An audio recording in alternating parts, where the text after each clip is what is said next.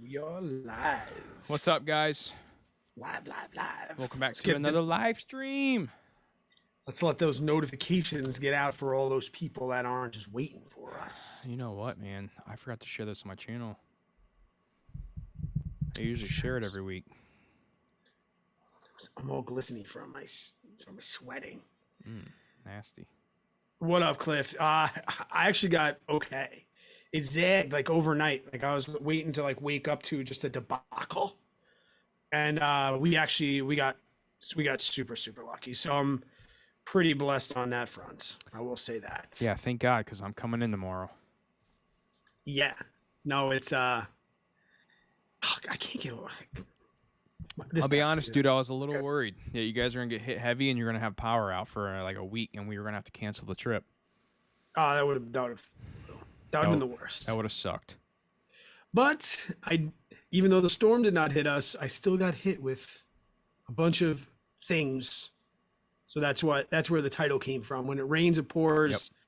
Yep. We are going to talk about a bunch of, not a bunch. We're going to talk about the importance of, I think, an emergency fund. Everyday life stuff. Yeah, and we say it once, we say it again. Every time we're like, what should we talk about on the podcast tonight? Something comes up that's meaningful enough for us to actually have a discussion about it. What's up, Alexander? Carlos in the house. Josh, what's up? Zhao, Dade, Hun, everyone's here, man. I am still hearing Brad's mic break up a bit. It's better than it was before. What's up, Jordan? Brett, help us out, man. Let me see. Sorry, I'm sharing this on my channel right now. No, thank you, Jordan. I appreciate the kind words. You say break up, do you mean that it's like a little bit distorted? I can go quieter with my mic. Just let me know what you need me to do. Does it sound like I'm like stupid far away? Does it sound like JJ System 6? I can go down a little bit on my volume. The only thing that hit for me was excessive heat. Josh, I've been trying, I don't know where you are. I've been trying to tell JJ like how much humidity he's coming into, and he has no idea. No, dude. I'm way farther south. You're by the ocean. Like, I'm way farther south than you are. There's no way. Like, our humidity right now is death. It's death. Bro. Okay, bro. I'll be straight up honest with you. If I get off the plane, I'm like, wow, yeah, this is way worse than Missouri. I'll be straight up with you. But this past week, dude, has been brutal. Broken digital audio. How is that? I just moved my mic kind of far away. Yours does sound a little off now that I'm listening to it. So it still just sounds really distorted? It's not too bad. Hold on. I don't want it to suck though, so stand by. I can bring this down a little bit. How's that? It's more of like your connection almost. Like, you know how when you talk and it's like in the middle of it, it's almost like your connection's a little off. Maybe just like, unplug it and replug it back in or something. I don't know. Yeah.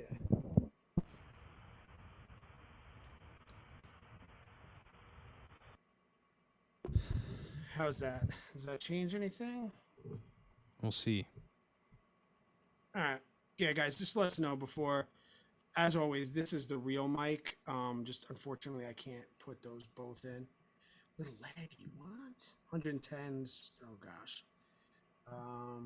See, I would rather have 110 with little humidity, because I mean, well, dude, you live down in Arizona, but like, I would rather be able to enjoy, like, not enjoy, but like, go out and not feel like wet and sticky, but just be like real dry hotness. I can handle the hot. I can handle the heat. It's the wet and sticky and sweatiness that drives me nuts.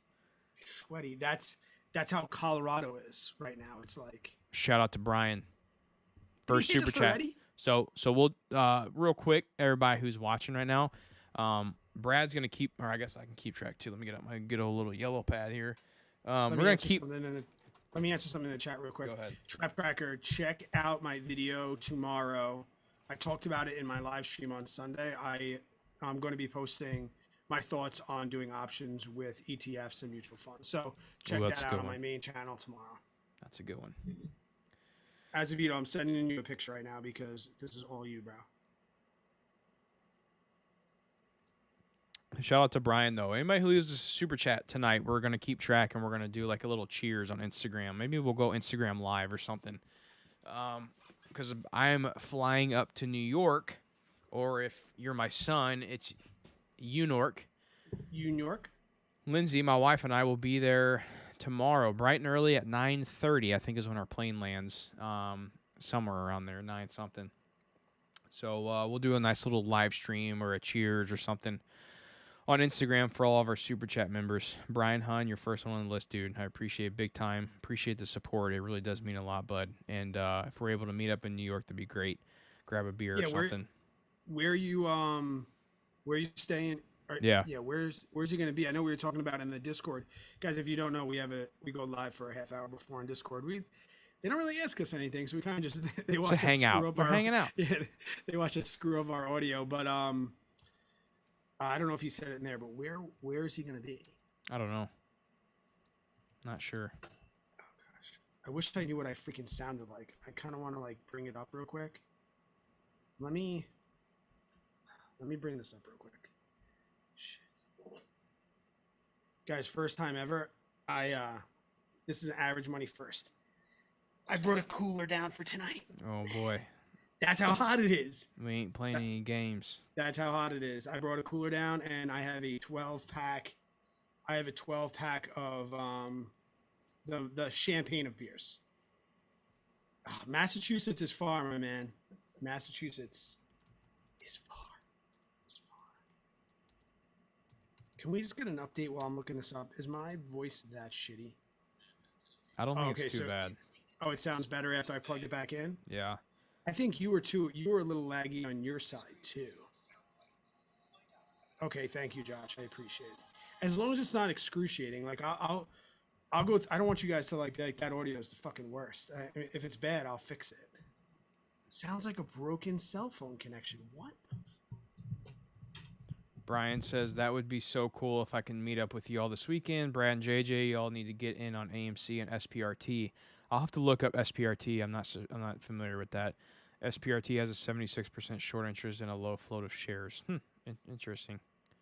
Yeah. I'm curious. I'll have to look. I'll look it up. I'm writing it down right now. SPRT. Everyday family. No, I'm not going anywhere. Not going anywhere. So we're going to the beach tomorrow, baby. You are going to be going to the beach tomorrow. Then what happened? Horrible feedback right now. Whatever you just did was like real like. It's gone now, but whatever that was. Okay, sorry, but I'm trying to dabble. I'm trying to fix some things. Yeah, I'm just letting you know. Yeah, going to the beach tomorrow, man. I'm pumped. We'll get our mile in, even though you may be a little hungover. Dude, last night's mile was tougher than last week's. Turn you up just a hair. Okay. Last week's mile. That's better. Last week's mile was hard. Last night's mile was harder. Yeah. Last night was awful. It was awful. I hated it. But I got it done.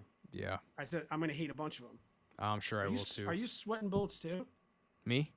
Yeah. I was earlier. I had the AC off for that live stream, but I just turned it back on, so I'm cooling down a little bit. I'm trying to think of like Brian says he'll come. It's 2.5 hours away. So like I said, man, send me an email because whenever I do know this, when I come up to New York, things change on the fly with Brad and I in our schedule because we're like, oh, we have a few hours. Let's record a couple podcasts. So it's very, very hard to plan something when I'm up there. Leave me an email and we'll try to see when we know when we're going to be in the city, and I'll send you an email and let you know. Because that would be dope to be able to hang out with some subscribers. And that's why we stopped, because the first time we came, we were like, oh, we're going to hang out with everybody. Do a meetup and everything. It just, it didn't work out. And it fell through. Josh asked what type of running shoes did I splurge on. I got me some Brooks Ghost. I went to a store where they looked at my feet. They analyzed them. I stood on this little pad thing. I had to do like a couple strides. And apparently my foot is a little wider than the average male's foot. And then my arch is a little increased as well. And I'm also pronated, I think is what they called it, where my Achilles heel bows out.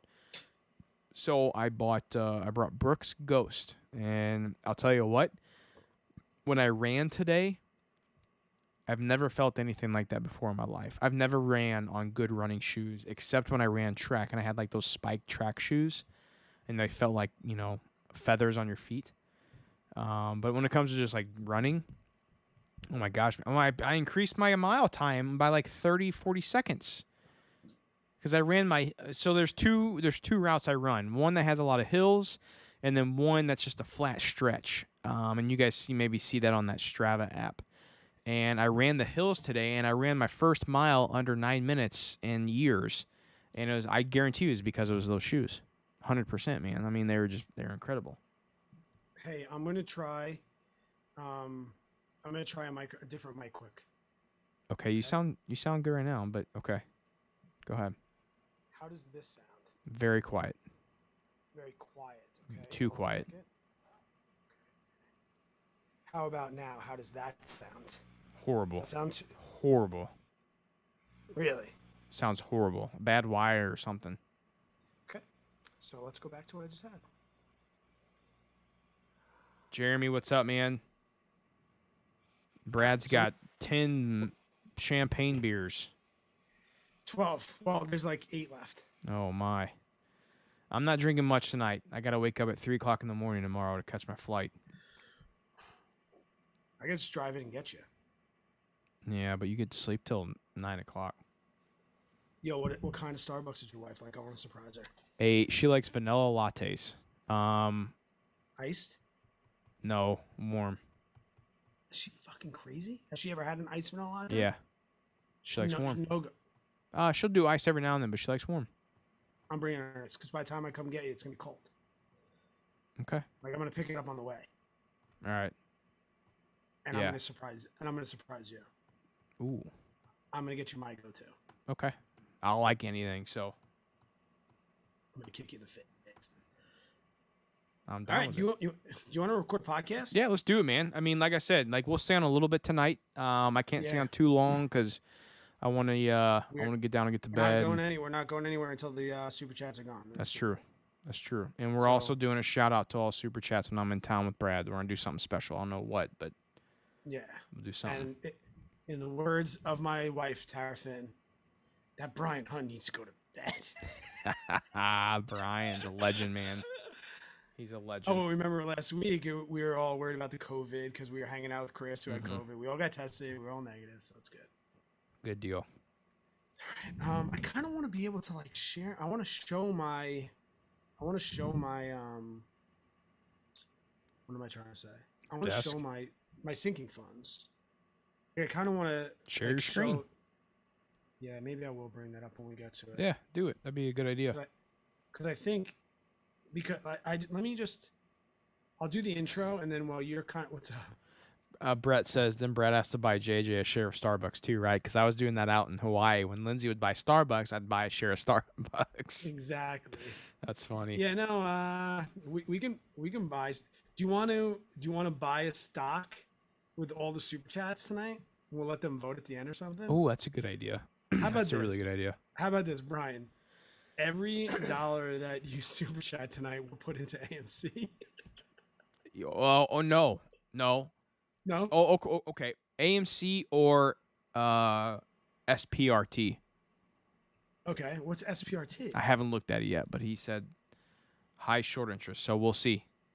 And all super chats will go into whoever votes on what tonight at the end of the night. Yeah, we're gonna. Like I said, we always like to have some fun with it and get people involved with stuff. And we got the chat. I can't. Let's do a podcast episode tonight. Let's go, baby. I can't wait to edit last week's because I'm sure. I know it got weird and we went on a ton of tangents. Can I say something though? Yeah. Keep as much in as you can. That's a podcast, dude. It's just random ass conversations. Make it an hour and a half if it has to be an hour and a half. Make it 2 hours. Joe Rogan's are 3 hours and they go on a million different tangents. That's what I love about podcasts. I love listening to just a conversation. Yeah, but with all due respect to us, we are not Joe Rogan. Very true.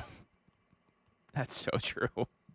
But still, though, man, like the idea of a podcast is just a conversation. It's not structured. It's not, so detailed. Like we'll have some episodes where we try to get kind of, technical, I guess you could say. But Brian sweet. says, okay, here you go. Put this in AMC. I got it down right now. Boom. All right, cool. So I can share my screen because $100 if I in do this, AMC. it doesn't show my account numbers. So I will bring this up. Let me see if I click on it though. No, it just gives the last four. Is the last four dangerous? For what? If it shows the last four of my account number, I don't think so. is that sketchy? I don't think so. All right, we'll find out. Yeah, I don't think so. David asked, how is the hunt for real estate going, fellas? Saw JJ close on one from Instagram. Yeah, I closed on the 10th. Inspections went okay. Appraisal, I'm still waiting on. I totally missed that. Congrats. What? I have no idea what the fuck you're talking about. What do you mean? My real estate deal? Yeah. I didn't know you got the inspections done and you have a closing date. Oh, yeah. So inspections are done. Everything's been agreed upon. Appraisal was yesterday, but I haven't got the report back yet. Brad and I did almost make an offer on a duplex. But actually, which by the way, that duplex lowered their price $7,000 today. Okay. It's still not anywhere in the range for what we need it. I think we'll find something better. Yeah. So we're looking. Brett, hold on. I want to get to Brett. Brett, not we, because I edit. I am trying to get a lot more, like leaving stuff in. Yeah. I'm still super focused. So essentially my workflow when I do the podcast, first and foremost, I look for times where JJ and I talk over one another, which is really easy. I kind of just scan the waveform, and anytime I see two waveforms at the same time, I usually go in and try and cut one of us out. Like I'll start something and he'll keep talking and then lets me go. That and ahs and ums and like things like we say all the time, like I say right or I say okay at the end, or JJ says especially and then whatever he says. But I am trying to like let it be a little more freeform. I really am. It's hard for me though, because like I'm an over editor, so it's really hard. You know what just happened to me right now?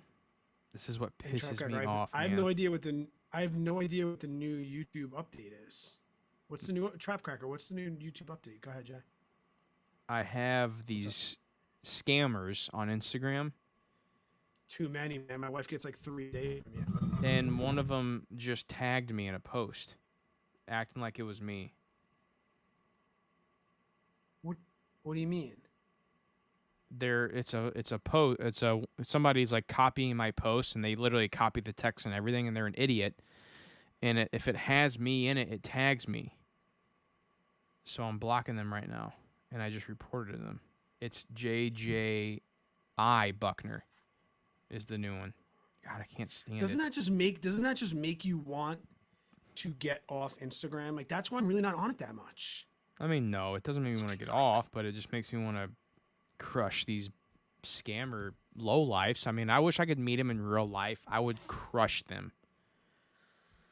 Dave, to answer your question, sir, yes, this is the champagne of beers, and I'm gonna drink the entire 12-pack because they are so delicious, and I have them on ice because I brought a cooler down, and we're gonna go for it. JJ, have you tried? Why didn't you go with Camtasia? Why did you get Pro? Camtasia is so good. I got it because it was a 75% off. Where'd you see that? It was a teacher and student discount, and I used my mom's email. Good for you. Yeah. I should do that just for 75 off. I should just do that. It was like $190 for this year. It's that expensive. No, I got everything. I did all apps. Oh, okay. So I got like, the editing. I got Lightroom. I got Photoshop. I got everything. It's like Lindsay, if she wants to get in there and do her apps or whatever. Brian said, now you have to share your profits with all your mods when it has the short squeeze. Are you talking about AMC or are you talking about SPRT? Which one are we talking about here? The day, guys, we've said it before, and I'll say it now when I'm pretty sober. Our plan is to have the whole team, everyone makes money. I want to be like a rapper where everybody makes money. So yes, if you tip us off to something and you give me $50 and I dive into it and I win, you're going to win. I promise. you don't know me personally, but I can tell you this: when I'm winning, everybody in my circle is winning. Hey, okay, so Jeremy says, JJ, I'm closing on my first rental in September. I went through roof stock. I'm buying in Montgomery, Alabama, and I'm in Houston. Can you run through how you do your numbers? I have a video out. It's like 4 or 5 videos ago, maybe. Just look for my latest real estate video, and you'll see my spreadsheet on the actual video. Jeremy, send me a DM on Instagram because I've been going back and forth with Roofstock, the company, and I'm very curious on how your process went and how everything was for you. So send me a DM on Instagram, and or just an email, jj@bucknermedia. I'm curious to talk to you and pick your brain about how that went. Yeah, let's do a freaking podcast episode. Brian saying AMC, that's another 20. I'm writing all these down. I'm looking to get a rental under my belt next few months, spending quite a few time watching Bigger Pockets. Ryan, you cannot go wrong with them. Cannot go wrong. Roofstock made the whole process very easy. Are they kind of like in the same spot as like are they like not like a Zillow, but what's the other big one? Because in New York we don't have that many because it's so hard. Like what's Roofstock do? So from what I've been looking at is Roofstock is like buying shares of a company, but you're buying shares of a rental property. Oh, okay. So like Fundrise, but not really. Maybe. You can buy a whole property if you want. Depending on how much money you're willing to invest, because they find the deals. There's some fees. Again, I haven't looked at it enough to be fully understanding of it. That's why I really want Jeremy to look into it. But I'm pretty sure they find the deals. They have the management. They have everything. You just got to put up the money, and then you got to pay some fees or whatever, and then you just earn like your return, your dividends, rental cash flow. Gilly said Zillow for rentals with tenants already in it. You can definitely find deals that way for sure. We almost did a deal like that. You and I did with tenants already in it. 47. Jeremy said 47 people watching right now. Let's go. Let's keep the podcast. Let's get it up over 50. I hope it gets. I don't think we've ever hit 50. No, 2 weeks ago we got to 55. We can't leave until all of Brian on super chats. He's a legend, man. He's gonna keep us here all night. He's a legend. How dope would it be if we were like, guys, we don't want to sign off, but we have to because JJ has to go to the airport, right? I mean, I'm staying on till super chats go bye-bye, but if I got to stay up till 3 o'clock, I'm staying up till 3 o'clock. I think AMC will get over 1,000 a share on AMC. Put this in the money. Okay, so that we got to put. So here. Okay, hang on. I'm trying to keep track of this, Brian. Wait. He just said AMC will get to $1,000 per share. Put this money in SPRT. Yeah. What are they trading at right now? A couple hundo? 45. Wait, $45? Mm-hmm. Oh, what's GameStop the one that's in the threes? They're probably. I don't know where they're at right now. Oh, this is a bold statement. So wait. AMC's at $44. Are you saying it's going to be $1,000 a share? Like people say Bitcoin's going to be $100,000. I think Bitcoin will be 100,000 for sure. GameStop's at 200. I will easily say I think Bitcoin's going to be at 100,000. When? I have no idea, but I think Bitcoin will be at 100,000. That's why I've bought some here and there. I can't talk about Bitcoin. It's a secret. It's coming out soon. Also, too, in the chat, guys, before we get going, we're going to plug it tonight. I would say the website is about 90% done. Yeah. Like averagemoneypodcast.com. Go check us out. We're going to start adding some of the blogs that the community has been so awesome to pretty much write for free. Everyone's like, yeah, I'll contribute a couple. Thanks a lot. And that's awesome. Yeah, it's been a lot of help. I feel bad for like the professional writers because we have some professionals that were like, hey man, love to do it. Here's kind of my rates. And I want to be like, listen, I'm not saying your rate is bad. And I'm not saying you don't deserve that rate, but I'm saying I have too many people right now that are offering their services for free as a compensation for monetary support for the podcast. And I can't pay you right now with all those people. So, woo. Shout out to Dade. Found out him and his wife are pregnant. Get out of here. Yep. And lumber's down a lot, and their plans are finalized on a property or approved. It's a win-win in my book, buddy. That's a big cheers to Dade tonight, bud. Do you remember that feeling? Finding out we were pregnant? Yeah. Yeah, I do. It was nuts, dude. I feel like I remember with Brody. I remember with Avery, but I remember with Brody. I'm not gonna lie, I wasn't too happy. With Brody? Yeah. Because it was too soon, or what? It was too soon. Yeah. And it was not to say like Avery was quote planned, but like we weren't not trying to have a baby. Yeah. Brody was definitely not in the cards. Literally Christmas. Brody's a Christmas night miracle, and I just remember like she was pissed off because she might be listening. Tara, I'm sorry for telling the story, but we're not. I mean, we're not recording the podcast yet. No, but she was like, I think I came in and was like, "Are you for real with this? Please tell me you saved the one from when you had Avery." She's like, "Nah, that's from this morning."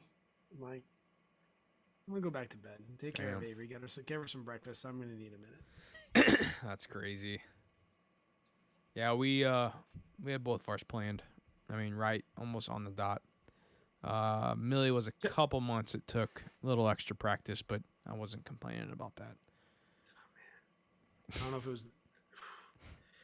was. Somebody asked thoughts on FSFG stock split. Don't know what company that is. I don't know anything about. What is it? FS what? FSFG. FSFG. Yeah. And guys, I'm not trying to be like everything money, like analyze a stock in 2 seconds. Like that's not my style, but. Yeah. First Savings Financial Group, their dividend stock 2%. Yeah, I don't know. We looked them up. These guys. I mean, when we do quick stuff, we do stuff on. We'll look them up on Stock Rover, which I think we have the link for Stock Rover. It's definitely on our website. Yeah. It's what we use to analyze stocks quickly, screen stocks, and things like that. But generally, if I'm looking at something new or somebody in my Discord asks me, I go right to there and I just print out the research report from them and I send it over. Yeah, those research reports are sick. Should I go a little more risky in my Roth IRA if my 401k is conservative, or play it on the same? James, JJ might have a different opinion on this. I treat my Roth and my 401, mine's a 403b. I treat them identically because they're both retirement accounts. So I separate like my retirement accounts as being my foundation, and then my brokerage and everything else is my furniture and everything else in the house. That's like kind of cool. I can mess with it, but I can change it over the course of my lifetime. It's not that big a deal. But at the end of the day, when my house burns down, what's the last thing that's still standing? It's going to be the foundation. And I personally, like I said, not speaking for JJ, I personally treat my Roth and my 403b the same. They're all index funds. Yeah, I'm pretty much on board with that. So my SEP IRA is probably my only retirement account. I'm not fully index funds, and I have not a very large, but I have, for the amount of the portfolio size, I have a very large position in Google in my SEP IRA. James, I will say this because he mentioned he's 41, so he's right around the block from me. Well, actually, I'm right around the block from him. I'm going to be making a video about this soon because it's kind of like groundbreaking news for me. Going into this school year, I'm not going to be contributing to my 403b. I'm not going to be contributing to my 403b, and it has a lot to do with my age. I also have a 457, which, if you don't know what that is, I have videos on it. But so I still have 19 episodes. I still have, and we've done podcast episodes. So I still have the 19.5 going into 457. I used to max both. I did it for 2 years. But with my age and knowing that I'm not going to teach and knowing that I probably want more liquidity with my cash before 59 and a half, I'm almost at the point now at 40, 41, where I'm like, if you think you can invest it and I'm also at the point now where the 19.5 doesn't really change my tax situation that much. Yeah. So, it's funny how I'm changing and believing in the fact that I don't need to max those both out because I want that 9.5 a little bit more liquid for me as I get a little bit older. Yeah. Oh, that's good. I own NVIDIA. So do I. I don't have a price target on. I'm holding it forever. Yeah, I haven't really thought that much about it. I'll go with the general consensus that I buy when it's down, if I need to. I hold it forever, so it's in my M1 finance portfolio, so it's based on just percentage of my portfolio. But will I say that they're not overvalued? I wouldn't say that. I would say they're probably a little bit overvalued. Yeah, I think they are. For sure. You're probably paying a little bit for growth. I have no problem admitting that. I know the value investors will hate me for that, but I also don't mind right now overpaying for stocks as long as it's kind of like if you know the risks and you know the things that can happen and they're okay with you, I don't think it's a bad thing. Like, it's one thing to buy NVIDIA. Can I interrupt you real quick? Yeah, go. So I think with what we're saying right now, we really, and I know we can't say this every time, but it really, like, we say these things knowing that we have such a large percentage of our net worth in index funds. Yes. That it makes us not stress as much about certain stocks. You know, like don't get me wrong. Am I analyzing companies and looking at ratios and metrics of certain companies I'm buying? For sure. I'm looking at fundamentals. I'm looking at everything. But sometimes, guys, I buy stocks because I believe in the company. You know, like there's companies that I'm paying a little over for that I know it's a little expensive at the time, but yeah, I know. Well, let me share that. Let me share it, JJ, because I'm gonna back up kind of what we're saying. Okay. Like, this is my M1 finance portfolio. I have $21,000. Well, actually, I have $4,000 in stocks. Yeah. $4,000. This is my entire stock portfolio. These are all the stocks that I own. And I wanted to show you that so you didn't think I was talking shit about owning NVIDIA. I do. I own them. Yeah. So do I. I think what JJ's trying to say is we can do whatever we want really with stocks. And I mean, it goes to this too. Like, here, I guess you consider this part of my stock portfolio, but these are all my options, please. Now, I want to say this too, but like, we're not saying like don't analyze companies. Don't go blindly buy companies. You need to value companies and stuff. But no, what I'm saying is that I'm okay buying NVIDIA a little bit expensive because I know they are. And I know that over the long term, they'll probably correct and I'll be buying them then. And over the long term, they'll average out and they'll converge back to their mean of being a value stock over time. Like, nothing I do is short term. And I think like Jeremy from Financial Education, who I don't want to quote, but he said something that really like struck a chord with me the other day. He said, you don't go on a first date and say, hey, so how long do you think how long do you think this relationship wants to last for? Like, what are your thoughts on the exit strategy? How are we going to break up? Things that's like a good that. point. That's a great point. He's like, when I buy a stock, it's like I'm going on a first date. And I'm not thinking about the exit strategy yet. He's like, a month down the road, she starts being weird. And then I might start thinking. And when I buy a stock, that's the way I think about it. I don't have an exit strategy. I don't really have a price target. I'm thinking about the long-term, like what I believe the long-term future of the company is. But we've creeped on her enough. We've done the background check. We've looked at her Facebook page. We've checked her out on Instagram. You know, like, you know, we've looked at it enough to say, okay, I think this is a buy for me. If you're in JJ's part of town, she's probed dated a couple of your friends. Yeah, it's so not that true. many. That's so true. There's not that many people around. That is so true, man. Shout out to Gilly real quick too. He got us a $4.99 super chat. He says, "Here's a little something towards QYLD. Has a nice dividend. Yeah, that's a covered call ETF. Brad, I don't know if you've checked that out or not, but we're putting $5 into it. I do know that. Yep. So you know, it's a pretty popular dividend ETF for Twitter right now. I see it popping up everywhere. We're gonna have to. What's up, Joe? We're gonna have to take a screenshot of our portfolio to show that we actually are purchasing all these I got them things. tracked right now. I got all these going in Fido let you, AMC. Fido ahead. lets you do fractional shares because I'm sure with $5 QLD is probably a little bit more than $5. Yeah. Right. Yeah, it is. I don't know what it's trading at right now, but College football is back. Dade said, I'm $23. not knocking college football, but I live in a state that has 3 professional football teams, so I couldn't really care less about college football. I don't watch college ball either. Be honest with you, man. The past couple of years, I haven't really watched any sports.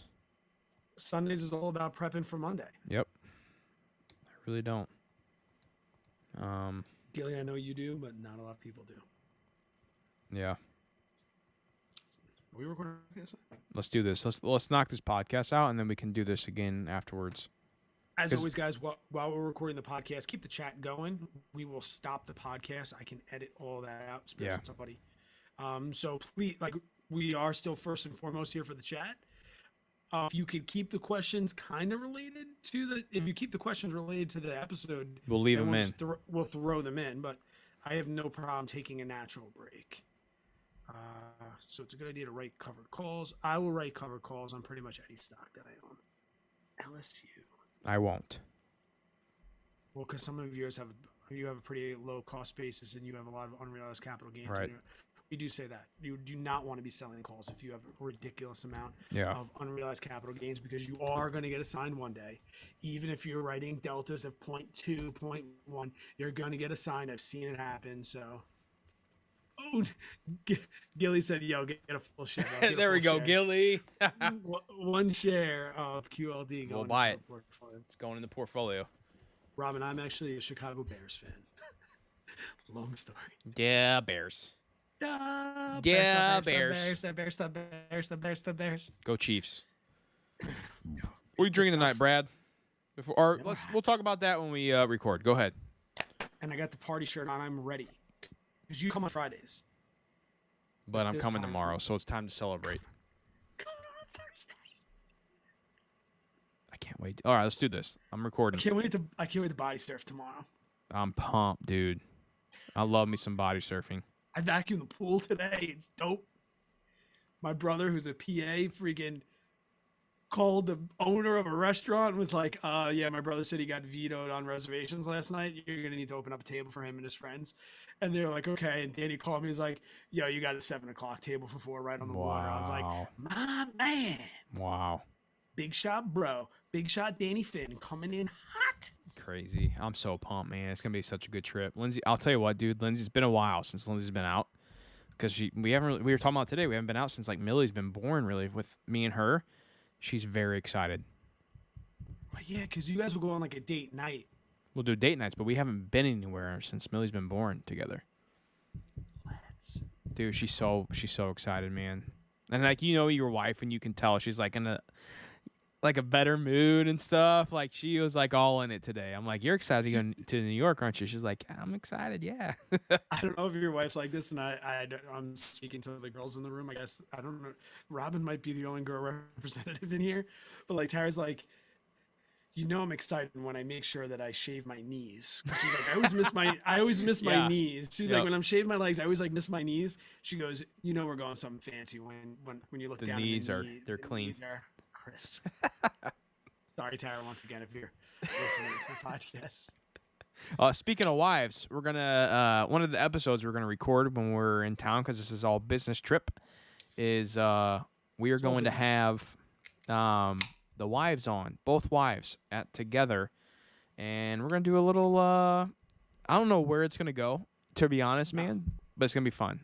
You're bringing your microphone. I am this one. Okay, you don't need a stand. All I'm bringing is this mic. Yeah. No wires or anything. Nothing. Okay. Mic and headphones. Yep. All right. Poured my beer. Let's go. I'm recording, so. I'm recording too.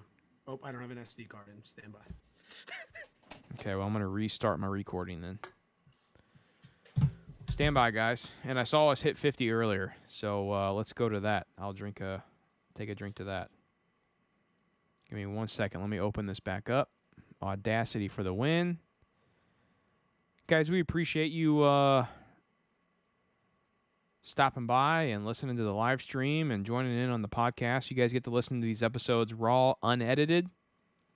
We're about 3 weeks ahead right now too, so you guys are definitely getting a head start of the game for when these podcast episodes really come out. So like tonight's probably won't come out for another 2 or 3 weeks. My new headphone holder on my desk is so dope. I got one of those too, man. They're nice. Because they're just so awkward. Like, you put them down and, like, Yeah. they don't sit flush. Nope. You got to wrap that wire up, tuck it right underneath the desk, hang it up. It's out of sight, out of mind. Robin says, if the knees are smooth, she's in for the win. And then Brett comes in and Facts. says 2 chicks at the same time. Because we had your wife on when Yeah. I was there for you. So Yeah. it's weird. My wife, she's like a little awkward. She's not awkward. She's nervous. Like, she doesn't. Nah, she'll be she's good, not. dude. She's not a producer. She's a consumer, as far as like content. And I can't wait for them to hear her accent. It's thicker than mine. Oh, it's definitely an Italian New Yorker accent. Yeah. And I think the last time I had her on was when we were debt free. We did the episode about being debt free. I'm like, you have to be on this episode. God, dude, all this should be on the freaking podcast, man. This is good stuff. Well, that's what you get for coming on the live stream. You That's get a little true. bit That's true. double the pleasure, double the fun. That's right. All right, I'm recording. Let's play this game. Let's go. So am I. What's up, guys? Well, that's not right. Now, I don't even know what we're talking about, but no, I'm kidding. We're good. Oh, hang on, No, Term AC. That's really why I stopped. Yep. Man, I don't fumble the intro very often. No, you don't. It's been Me, one on of the those other days. hand. It's been one of those days. I forgot what I was going to say. Okay, here we go. Here we go. Damn it, I hear something. I'll take this over. Hey, guys. Welcome back to another Pool timer. episode of the... My pool timer's clicking. All right, ready? You ready, to rock? I'm recording. Me too. What's up, guys? Welcome back to another episode of the Average Money Podcast. Today we're going to be talking about, I guess, Murphy's Law, even though I hate Murphy's Law.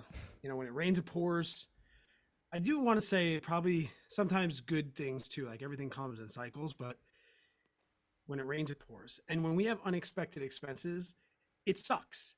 But what makes unexpected expenses suck less is when you're prepared for them financially. So we kind of want to talk emergency funds, and not in a cliche type of way, because JJ treats his emergency funds different than I do. And I've had a couple things come up in literally the last week. JJ's had a couple things come up in the last month or so. So we want to talk about some of these things that cost money, how we're preparing for that, and how, if you are in this like emergency fund phase, maybe you just got a debt, or maybe you have some debt and you want to have a little bit of money aside, I'm going to actually show, for the people that are watching on YouTube, I'm going to show you guys my actual savings account and all the different sinking funds and emergency funds that I have going on at once, to kind of give some added value. So if you are listening on your favorite streaming device, you can shoot over to YouTube and check this recording out. It's like the 26th. This will probably come out in a couple of weeks. If you are new and this is your first podcast, that's interesting, because we're up to about 80 episodes now. So welcome. Go back to the beginning and check out some of the things, and maybe you'll understand some of the tangents and banter. At this point, we're about 1 year in. This might actually, now we'll probably have a better 1 year episode, but at this point, we're just shooting the breeze. My name is Brad Finn, and I'm shooting the breeze tonight with JJ Buckner, who is getting on a plane, I guess tonight, but really tomorrow, to come to New York once again. My neighbors are like, "You sure he lives in Missouri? What's up, JJ?" Or if you're my son, it's pronounced Unork. Dad, are you going to Unork tomorrow? Yeah, son, I'm going to Unork. Is this your fourth time here or your third time? I believe it is my third. I think it's your third Yeah, time. I think so. In less than a year. Yeah. Because Dude. you were here like a month ago. And now, yeah, And then- now you're coming back. And then, yeah, I think it's third. We'll have to go back and check that. I'm curious. But dude, no, I can't wait because I'm bringing the wife this time. She Yes. has never seen New York City, and I I cannot know. wait to show her. I can't wait to show her everything, just like the I, difference of lives you guys live compared to us. Because like we live very small town, simple life. There's not much around. We got a McDonald's and a bar next to our house, and that's it. Everything else is 20, 30 miles away. Um, just to see like the stuff that's around you guys, and she's gonna freak that you guys have a Starbucks literally a rock throw from your house. But I can't wait. I cannot wait to bring her up, dude, because every time I come up, it's a blast. We get work done. We got some stuff we gotta get done, but it's gonna be cool to get the wives on. We got the wives coming on to be I guess both guests on the podcast for us. So that's gonna be a nice, interesting episode too to have them on, and it'll be a fun one. But no, dude, we're looking forward to it. We got to get up at 3 o'clock tomorrow or tonight or whatever you want to call it tomorrow morning to catch our flight because we're literally an hour and some change from the airport. But oh, dude, we can't wait, man. We're both excited. it's so funny that you say we get some work done. Our work is literally just doing what a bunch of people would be doing if they were hanging out. Just we press record. It's the best, man. Like Like honestly, when we do this podcast with the wife, we're probably just gonna sit at my kitchen table. have some drinks. I'm gonna put 4 microphones on the table, and I'm gonna press record, and we're gonna go with it. It's gonna be It's so sick. it's gonna be awesome, and we work hard, but we play hard as well. So Yes. we're gonna probably we'll go try some nice New York food. I don't know, man. You got some stuff you'll have to share with us, I guess, because I know we got this nice restaurant we're going to. You said I don't know, man. Well, you asked me. You said, "What food do you want to eat when you come here this weekend?" And I Right. said, count to three. I said one in order. One was seafood. Two was like a nice steakhouse, and then three was I think sushi or something. I can't Yeah, remember. 3 was sushi. Yeah, And my wife was like, "Let's take them because we have some nice steakhouses." But in St. Louis, we got some you guys are pretty known good. for your barbecue and your steak. And so when you took me for steak, it was dope. So That restaurant, dude, I'm telling you, man, it's one of the best in the city. I can't tell. I wish your wife didn't have her heart set on it so much because it is going to be so hot and humid in the city. Yeah. Like I'm gonna do it. I'm gonna suck it up for your boy. I'm Okay. gonna actually for your girl. I'm gonna suck it up. Yeah. But we are going to be hot. I brought the bro tank and I brought the short shorts. It's one of those things where we're probably gonna have to pack 2 shirts each. That's all right, dude. I'm fine with that, man. Like I said, dude, I'm from Missouri, man. Like we have humid all summer long. So we are used to that 100. I mean, we'll be fine. Cliff mentioned in the chat I should take you to Peter Luger's. I thought about it. Peter Luger's is a little outside of like Manhattan, so it's in New York City. It's in one of the boroughs, but it's not Manhattan. So actually, I think they have multiple locations, so they might actually have one in Manhattan. But I think the original one I think is in Brooklyn. I'm talking out my ass now, but yeah, no, I'm taking you to seafood. We're gonna do the beach. We're gonna do all these things, Yep. and we'll talk about that. We like to talk about that afterwards, but. Yeah. Let's talk about this week. I'm going to start because Let's talk about something that's not so great. Let's Yes. talk about some stuff that's happened because here's the thing, guys. Like this podcast is, when Brad and I first started the Average Money podcast, we kind of had this like this idea of having a community of like-minded people because the internet right now is a crazy thing. The fact that you can find people on the internet who like the same things you do, who are passionate about the same things you are. That's kind of what we said. We're like, dude, like me and Brad we're just a couple average dudes that are trying to like, get ahead with money and not be the typical average American. We're trying to do our above average things with money. So we're like, let's start this podcast. And that kind of leads us to our stories and, the things we share and then the stuff we talk about on the podcast is because it's real life. This happens to every single one of us out there, but there's 2 different directions you can take when you get punched in the face. When you get punched in the face, you can, go to the ground, whittle up and kind of like hold yourself and say, "Oh, don't hit me again." Or you can like take the hit, think about it for a second, put your hands up and be like, "Okay, now let's do this. How am I going to handle this? And let's get back at it." You're so correct. Like this podcast episode was a conversation that we've had in a bunch of small conversations over the last couple of days. And if you're into personal finance, you will one day get to the point where every single time you have to spend money, you think of it in terms of like VTI. So like every time I spend money or every time I'm forced to spend money, I'm like, that's 5 shares of VTI or, like that's, it's not gotten to the point where I hate spending money, but it's more the spending money versus what I could have done with that money. And so this week, I'll just break it down, and then I want to talk about emergency funds. And I think there's something that I don't think I've ever done a video about, but I want to talk about the difference between having an emergency fund and having sinking funds. I think that's like really, really different. And if you don't know what a sinking fund is or an emergency fund, stay tuned. Like we're going to talk about that. But JJ's coming, right? So I got this hurricane that was supposed to come into town. Okay. The hurricane was coming into town. Tara's grandparents were supposed to come. Find out about the hurricane. They're like, and they were going to come before you guys were coming. My in-laws knew we were going to dump the kids. And we're like, oh man, the hurricane comes. They're like, my wife's grandparents are like, no, we're not going to make it. Like it's too hectic in case we lose power. We can't have 90-something-year-olds, no power, no AC. Hurricane passed. It was good. They call us yesterday. They're like, we're coming to town. I'm like, oh, okay, that's fine. Just change childcare up. That was like the start of it. Part two is we're laying in bed, midnight. I have a main AC downstairs, and I have a mini splits, like kind of like JJ has over his right shoulder, in the 2 bedrooms in my upstairs bedroom where we sleep. Midnight, it just shuts off, and I'm like, well, that sucks. I go to my daughter's room, hers is shut off too. Now I'm thinking I have a background in electrical engineering. It's probably just tripped a breaker. I'm not getting out of bed. It's midnight. It's already cool in there. I'll figure it out by the morning. I get up. All the breakers are perfect.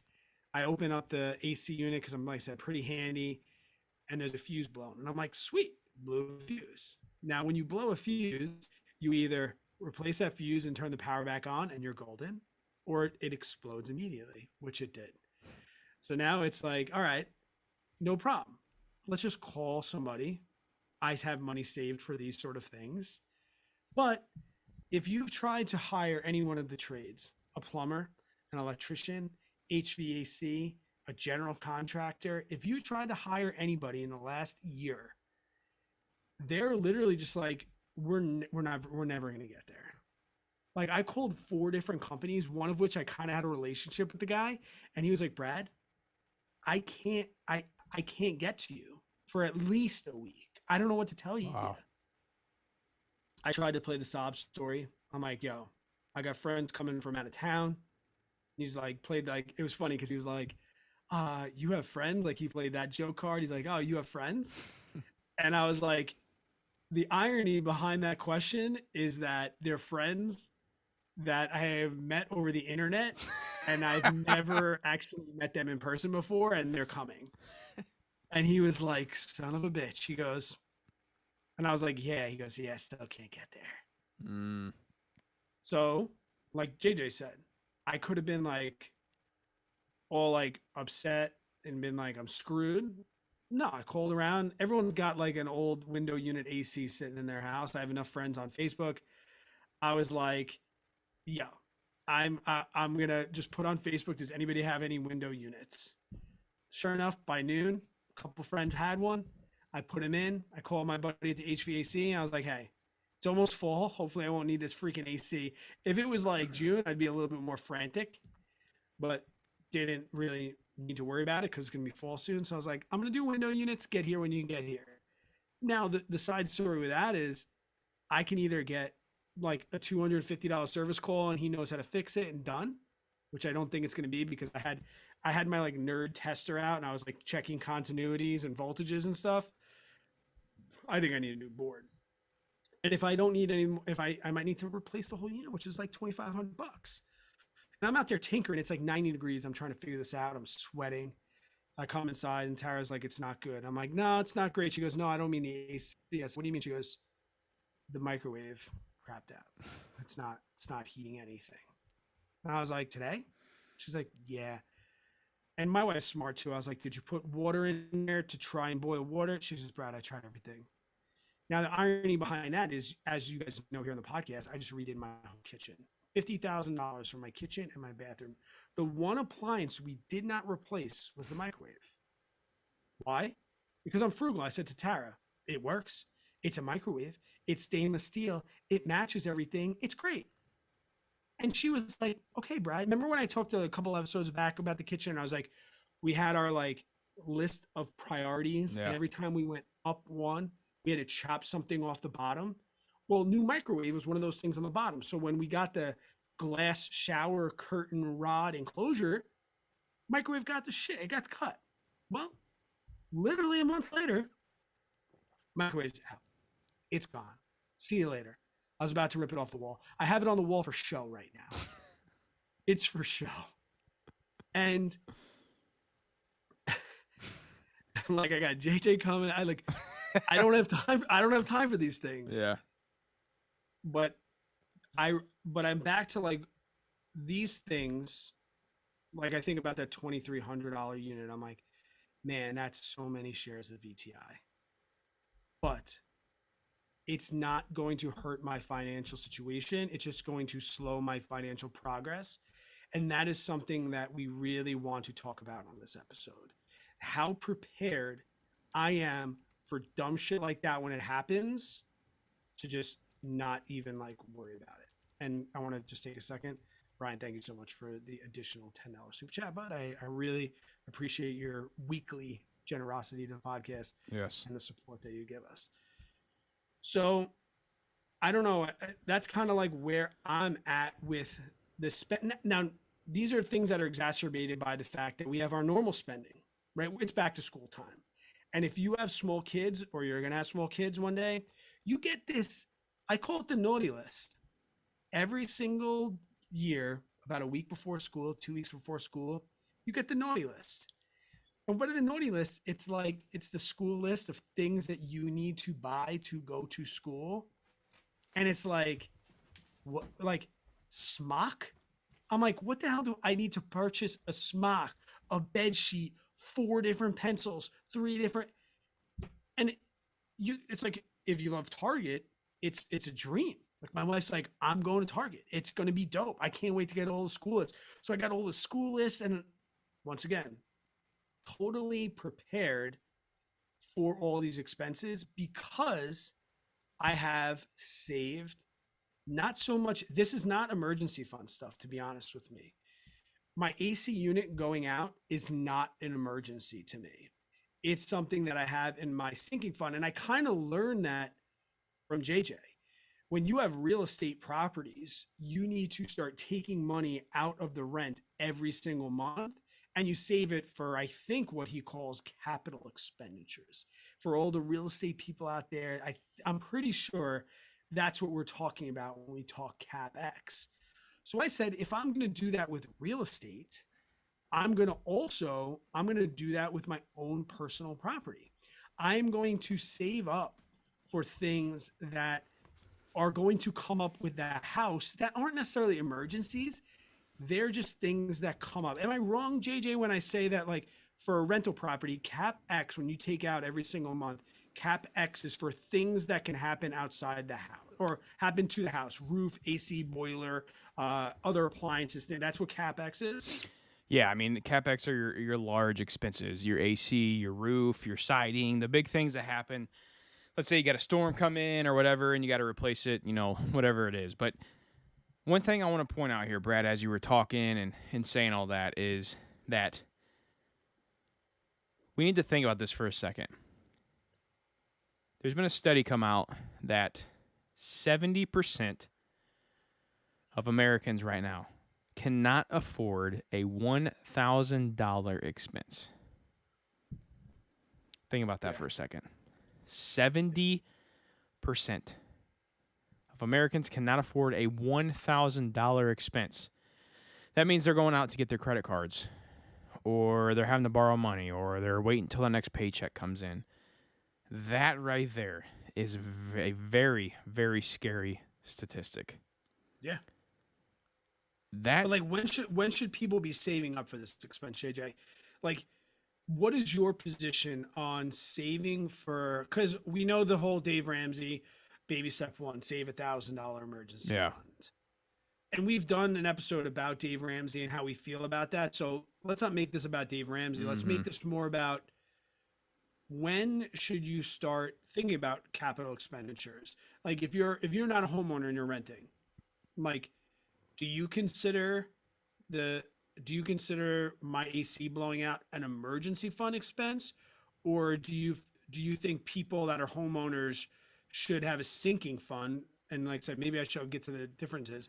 Should have a sinking fund for capex, and like, why do people have a capex savings for rental properties but not their own personal properties? Yeah, that's a great question. So, for someone who doesn't own a property and they're renting and their landlord's going to pay for that AC that goes out or, whatever expense that is, there's still capital expenditures that can happen in your life. Like everyone drives a car, right? Yeah, What happens if your transmission goes out tomorrow and you got to get a new transmission put in your car? I think that's an emergency fund. Yeah. So you're saying that there's a different. Okay. I see You what you're want to saying. do you want to talk the difference between emergency funds and sinking Let's funds? do this because you and I think differently on this. So I'm curious to hear your thoughts on how you handle it versus me. Okay, so sinking funds to me are things that are predictable, not only on a timeline standpoint, but on an expense standpoint. So the reason I don't consider, for that example that you just, like, a roof, you know that you're going to need a new roof every 20 years. You know that your AC is going to blow every 15 years. You know the timelines of certain appliances. And Trap Cracker in the comments just said it like perfectly. There's a difference between an inconvenient like fee or an inconvenient expense and an emergency expense, in my opinion. And I'm gonna share my screen, and I want to talk about my sinking funds, because that will help talk about like why, like, the differences. So for those of you that are watching on YouTube right now, this is my actual Capital One. I talked about having Capital One years back, and I still use them even though they're not. There's no more high interest saving accounts. But I'll talk about each one of these things, and that will show like my mindset of sinking funds. I like the first one. Hold on. So, so the difference here, and the reason I do love Capital One, and I'm not sure if any other banks do this, so you can get in the chat and tell me if they do. But like, I love how this is one login, and I have each one of these are their own separate account numbers. I can distribute money from my checking account in Chase right into each one of these, and I'll show you what I do. So yes, there are 8 things here, and the first one is shit happens, because that's like my capital expenditures. So like right now, if I click on this, right now I put $250 every single month into this. Every single month I put 250. I'm getting about $1 in interest every single month on it. Fantastic. That's the fund that's going to go to um, paying for this AC unit. And this would be the thing that I would save up. I pretty much factor with all the timelines of my appliances, and this just got drained a lot when I just did my kitchen, because my new appliances came out of shit happens. But these are things that I've thought about like over time. 125 or whatever I put in is okay. My property taxes, once again, predictable date, predictable amount of money, and I hate escrow. And I think, and this is with all due respect, if you have escrow, A, you don't know how to handle money, or B, they force you into escrow because you didn't have enough money to put down on a house. Think about, let me go into escrow real quick. My property taxes, predictable. I put $1,000 in there every month. Yes, I pay a crap ton. And yes, I collect some monthly interest. And people will be like, yeah, you don't do escrow because you want to hold your own money. But yeah, I don't want my town to make 51 cents off my money and then pay it off for me. Like, I don't want that. So I keep my own property taxes. And every single month when I pay the mortgage, I take that amount of money out. I'm like, great, no big deal, right? So I have Taxes from side hustles. This one's kind of dissolved because I became a corporation this year. But last year when I was a sole prop, I had pretty predictable taxes. I knew that my taxes were going to be 22% of my income, or between 22 and 25% of my income. So every single time I got paid from YouTube, every time I got paid from a sponsorship, every time I got paid from Patreon, every time I got paid for my affiliates, every time I got paid for my consulting, geez, I got to do a passive income video. Every time I did these things, I just took 25% of it and I shot it into here. My W-2 taxes, I hate owing money at the end of the year. So every single Friday, I put in $100 into here, just cover my W-2 because I don't think my W-2 withholds enough from me. My kids fund, this is things where like people give us money or whatever, and I don't like have it put into Vanguard yet. Like I keep it here before I send it over there, just because that's there.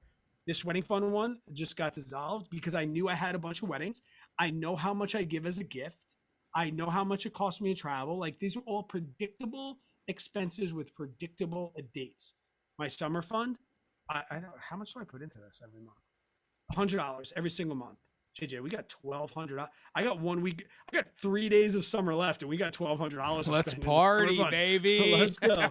And also another big yearly expense, Christmas, right? And I don't know how much you guys spend on your Christmas, but I put $50 in every single month. So right now I have $403, and that's, I figure about $500 to $600 every single year is what I'm going to spend on Christmas. These are things that I consider my sinking funds. Okay. These are predictable expenses at a predictable amount of time. And I think you should hold that money 100% liquid, regardless of interest rates or whatever. That's different than my emergency funds. My emergency funds are things that are, like I said, an emergency, not an inconvenience, not something I planned on. And with that money, I put that money in a place that's, I frankly put it into investments. And I think this is where JJ and I differ greatly because, stop me if I'm wrong, JJ, you do not put emergency funds into investments. Like and where is that money? When I say invested, I have a certain amount of money that's in like VTI, broad-based index funds. Mm-hmm.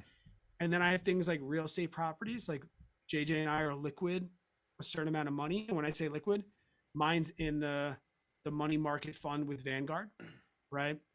And I had it in there as cash, but I keep it in Vanguard. Why do I do that? And I know I'm going on a long rant here, but these are things I have to get off my chest. No, you're good, dude. Go. Why do I not own a debit card? And why do I keep my money in Vanguard as opposed to keeping it in a bank like Chase and Capital One? Vanguard is virtually impossible to hack as far as I'm concerned. Like if you come up to me at the ATM, you just saw, like we can go to Capital One, I'll get you 10 grand. Like if you want to stick me up for 10 grand, go for it, you know? But when I have $100,000 liquid for a real estate property, you can't come with me to Chase. I can't get that. You can't hack my debit card at Target and get that, you know? So I keep it in the money market account with Vanguard, mostly for security type reasons. Now, not all of it. Money that I want in 3 to 5 days, or like JJ's like, yo, we landed a real estate property today. That's in Vanguard. It's going to take me 3 days to get it out. Everything else is probably going to be in VTI or something like that. And if I have something major, like I've thought about even with this hurricane, a tree falls through my house. That's going to be covered by insurance. I have great property insurance. I'm trying to think about what would be the most expensive emergency, because this is what you have to think about when you're making your emergency fund. That's what makes this all different. What is the biggest slap in the face financially you could take? If I had an AC and a microwave go out on the same day, if all of your appliances went out on the same day, can you cover that? That's kind of a good idea for an emergency fund amount. Great point. I get asked this all the time, right? How much should I have an emergency fund? Well, if your boiler, your washer, your dryer, your AC, and these are life things. Like if your dishwasher goes out, your life, you can hold off. Yeah. But I'm talking heating and cooling, electricity, and if you live in a humid state, something like AC, which is like heating and cooling. If all of those went out tomorrow, Can you cover that expense? I think that's an amount that you should have. Either you can decide if it's a sinking fund CapEx thing or not an emergency. I don't care about that. But there should be differences between money that you're saving for a certain timeline, a certain amount that you can be like, oh, it's June. I pay my taxes bi-yearly. Oh, let me just transfer some money real quick and pay those bills right now. But how many people would do that and be like, in New York, property tax is $6,000 bi-yearly. How many people can just be like, oh yeah, I got $6,000. Here you go, and just that bill? That's discipline. But it's all automated for me. It comes out on my paychecks. Like, and it's not hard to do. And you start with a couple sinking funds and things like that. If you know that you're gonna have something, like you love to spoil your sister on her birthday, put $5 in every month and just have it shoot to Capital One. I think they let you open 20 different accounts. I have 8. I probably could close 2 of them. I think they let you have like 20. I don't know. That's the end of that rant for me. But I'll have follow-ups also because I know, JJ, I know we are different. And somebody in the chat said like biggest slap medical. I totally get that. Personally, I have incredible medical benefits. Incredible. As teachers, they want us looking good. They want our smiles pretty. They want us to be able to see to the back of the room. They want us to be able to hear what all the people are saying. And they want us to be able to move around. Like, I'm blessed with, yes, medical can F you up bad. Bad.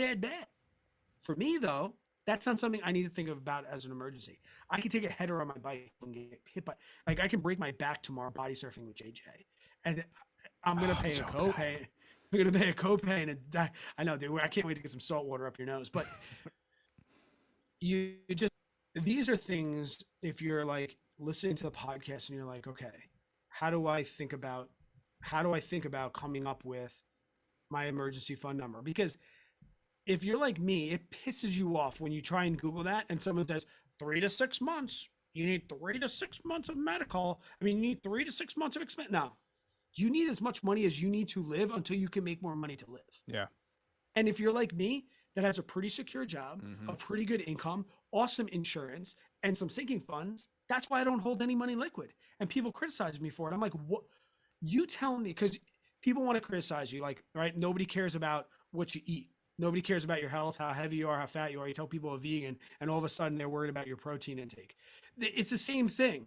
When you start talking about money, and then they're like, oh yeah, and then you tell them you have no money in the bank, all of a sudden they're super concerned with your well-being and how much money you have liquid. I'm like, you've known me for 25 years. You never asked me how much money I had liquid. It came up a conversation. I told you I have none, and now you're worried about it. Yeah. Like, come on, man, give me a better like stake than that. But tell everyone how we're similar and how we're different. And before you do that, okay, Brian, thank you once again. Buddy. Yeah, thanks, Brian. Appreciate it.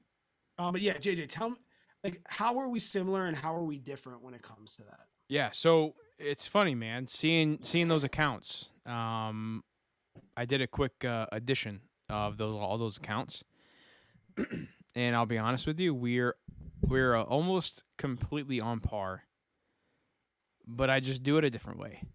And when I say on par, I mean the amount of money we have in our accounts. So hear me out for a second. I am not a fan of sinking funds. I'm more of the minimalistic type guy. I don't like a lot of different accounts. I don't like a lot of different things. The less I have to worry about, the less I have to think about, the happier I am as an individual. Go ahead. So you just have a lump sum of money, essentially. Correct. Like you don't trickle your money into different baskets. Nope. So what I do is I have money sitting, and I use the same bank. Capital One is where I keep my cash that I store for an emergency / if I get in a bind and I need some extra money for a wedding gift or a medical bill or a whatever bullshit money or whatever your account was called. Shit happens account. So like Lindsay and our plan is we keep roughly 15 to 25,000 in an account at all times, and that is for emergencies. that is for, you can call it sinking funds. If, something would have to happen and we don't have enough money in the checking account to cover it, well, then I know I can transfer a couple grand over from my emergency fund account from Capital One to cover that expense. Let's say it be, a $4,000 to install a new AC unit or whatever it may be. I can pull that $4,000 over if I don't have that in the checking account. Or honestly, man, this is how we handle all of our stuff, because we have major expenses pop up all the time. What I do is I put it on the credit card, but I still pay it off at the end of the month. Because one, I have the emergency fund in my bank in Capital One, and I know I have to have 3 days to transfer it over or whatever. I got to account for that. But two, I also have money coming in. Everyone has money coming in their bank account at least once every couple weeks, unless you get paid on like a monthly salary or whatever. But usually income needs to be a factor, because we also have two different income security situations. Correct. Right. My income situation is, I would say, and I'm guessing you would agree, is a lot more riskier than yours. It's fickle too. It's what? It's fickle. It's like, yes, what? It's here. It's there. It's up. It's up, down. It's nothing. It's, yeah. Like I know I'm getting $3,500 every single week, and that's that. Yep. 35. I know that, and you're like, I could have. I can make $100, or I can make. Yes. Yeah.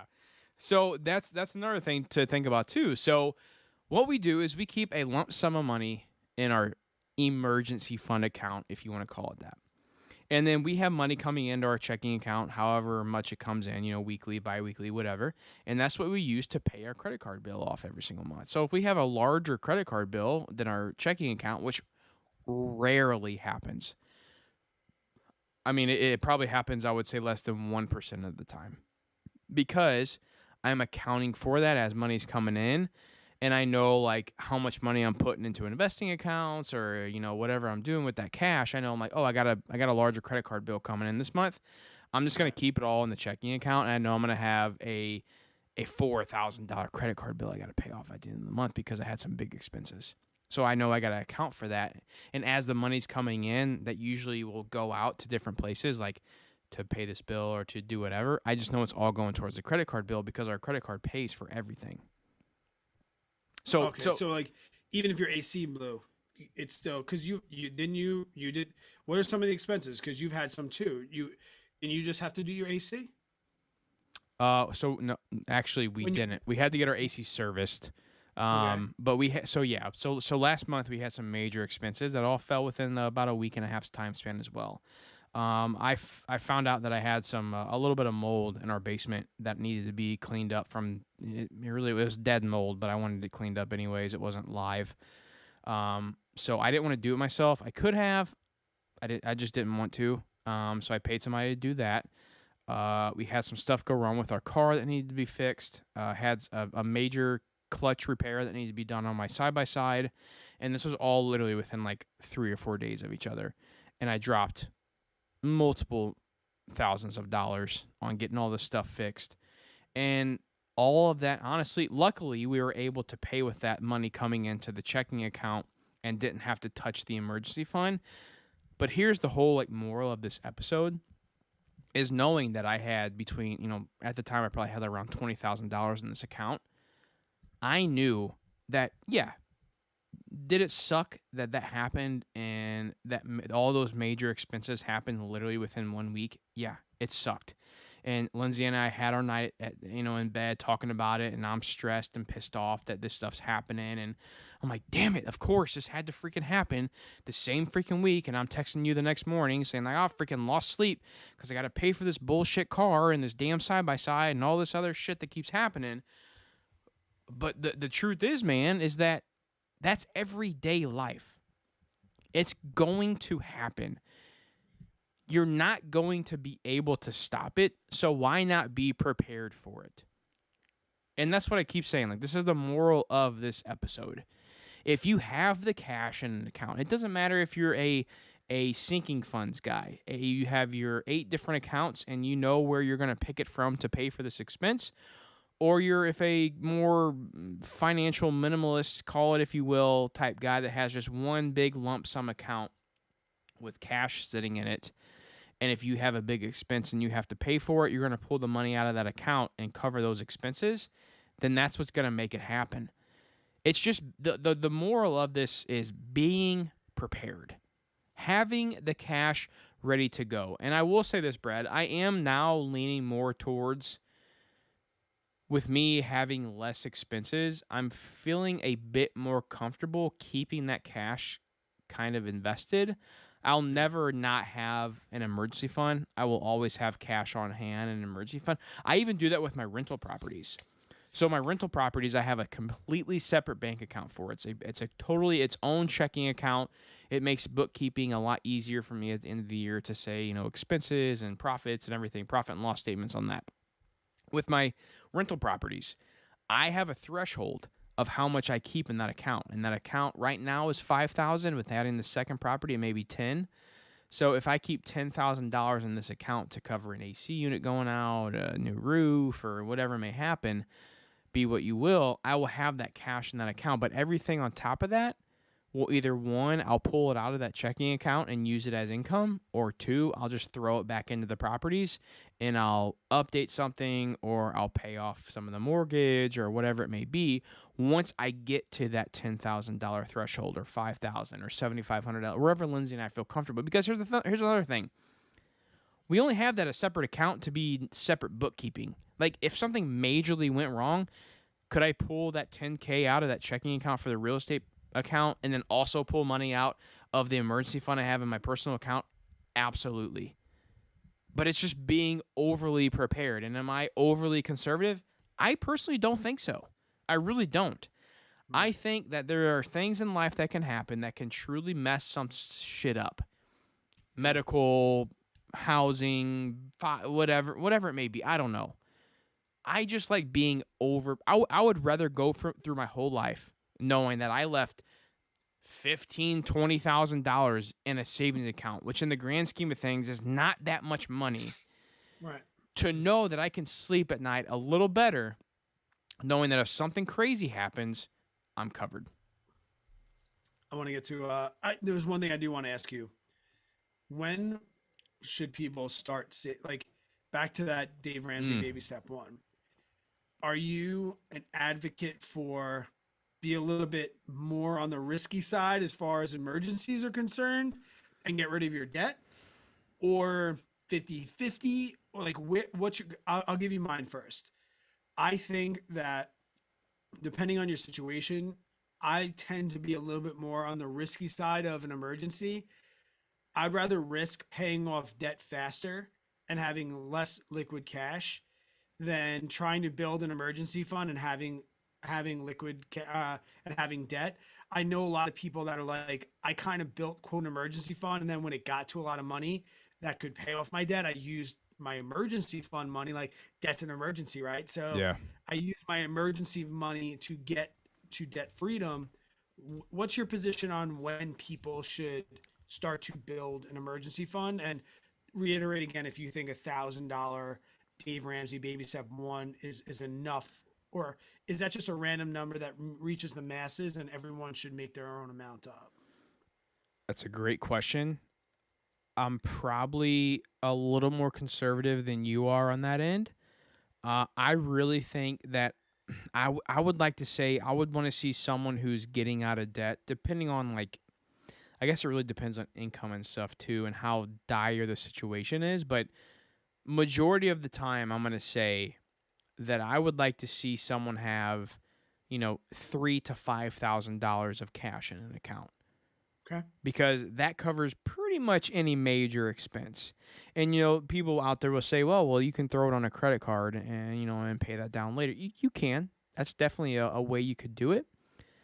But why not just have the cash in there in case it happens? Like, what's it really going to hurt you saving an extra $1,000 or $2,000 or $3,000 in an account to knowing that cash is there? Again, this is just my opinion, but I am more on the side of having the cash on the account, and then later on down the road, you made a great point that when you have that $2,000, $3,000, $4,000 left in debt, and you want to pull that from the emergency fund, I see no problem in that whatsoever. Because Lindsay and I almost did that.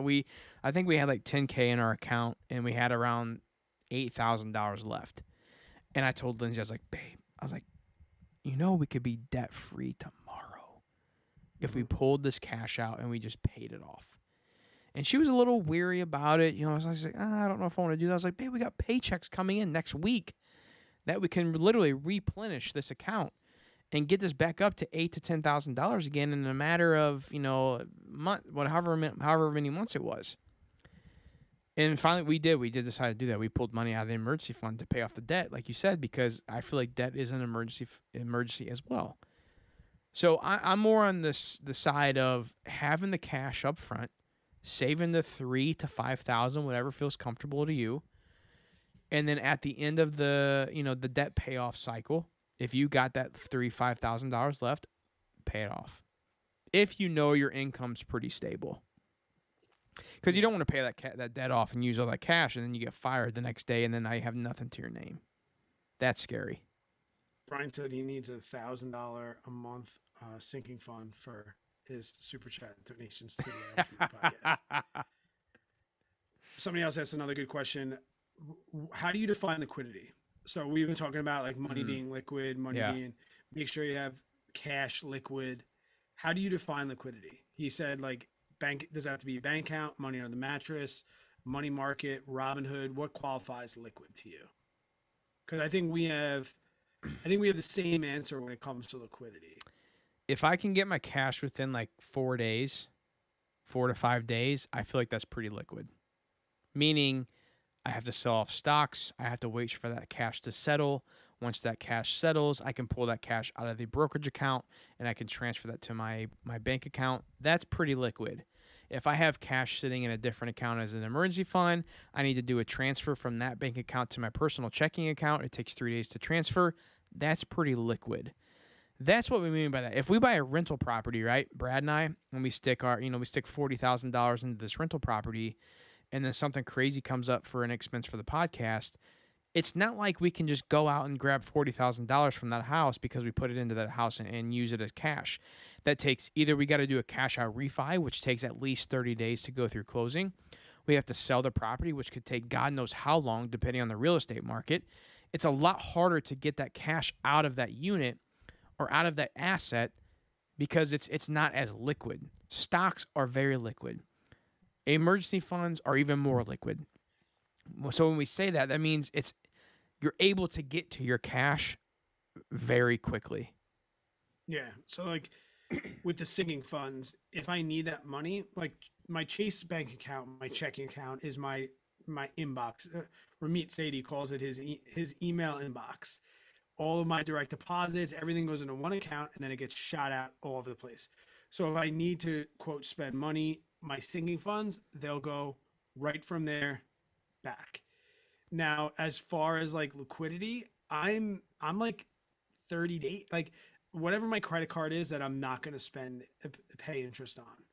But there's a difference between like emergency funds and like money that I have quote liquid for a real estate investment. Yeah. But I was talking in the chat. I don't know if you might have said this or you might not have. So stop me if I'm repeating what you just said. But if we have a real estate thing go through, we can show our investments as proof of income. Yes. So, yep. Yeah. So when like you can show it as an asset.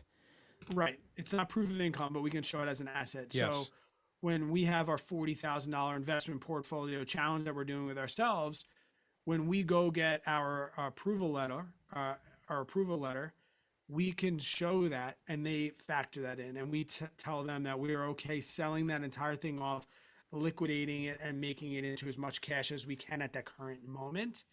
So for me, liquid for real estate, like I said, I'll keep things separate because we might need that money a little faster, especially if we're trying to get in on an all cash offer or something like that. Mm-hmm. But to me, if I can get the money in 30 days before my credit card month is up and I got to pay interest, that's pretty liquid for me. Yeah. It really is. Like, and like I said, I just showed my sinking funds.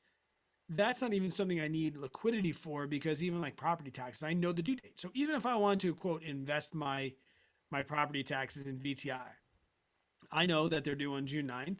So on like May, on April, May, yeah, in May, in late May, I'm going to sell those shares. I'm going to start to move that money because it's going to it takes a longer time from like a brokerage, probably 5 business days maybe to get it into your checking account.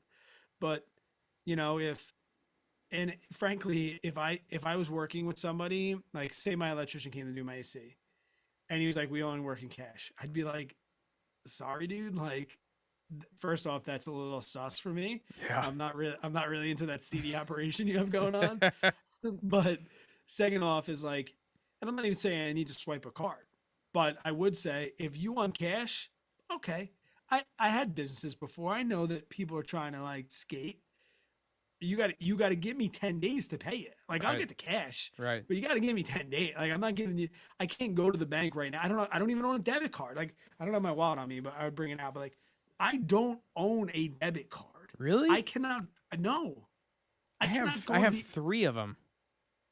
I cannot go. If I need money, I go to the teller and I sign out one of those freaking forms if I Yep. need cash. Yep.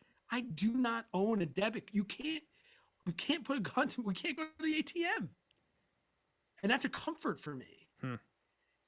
Like I got to go during business hours.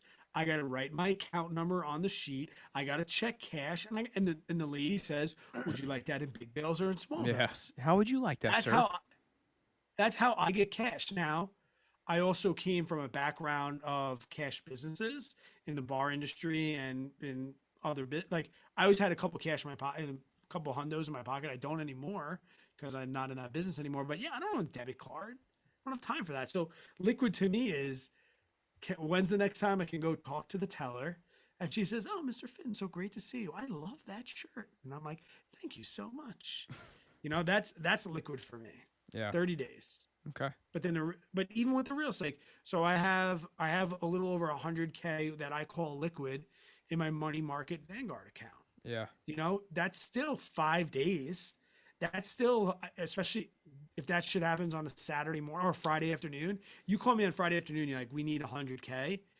I'm gonna be like, yeah, I can get it to you on Thursday. Yeah.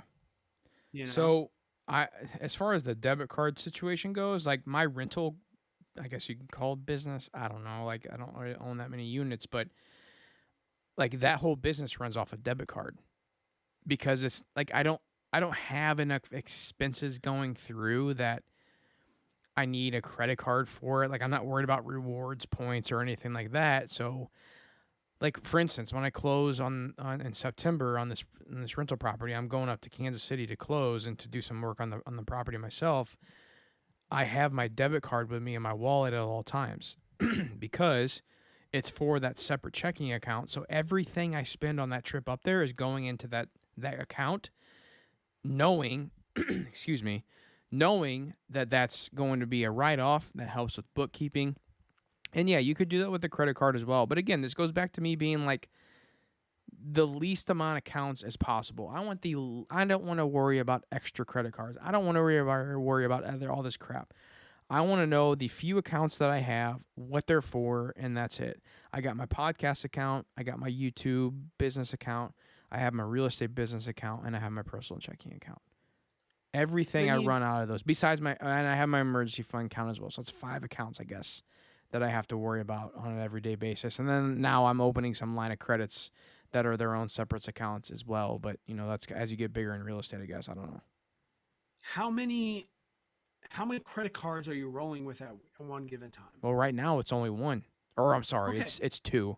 It's I have one two. personal and it's one business. I have two, right?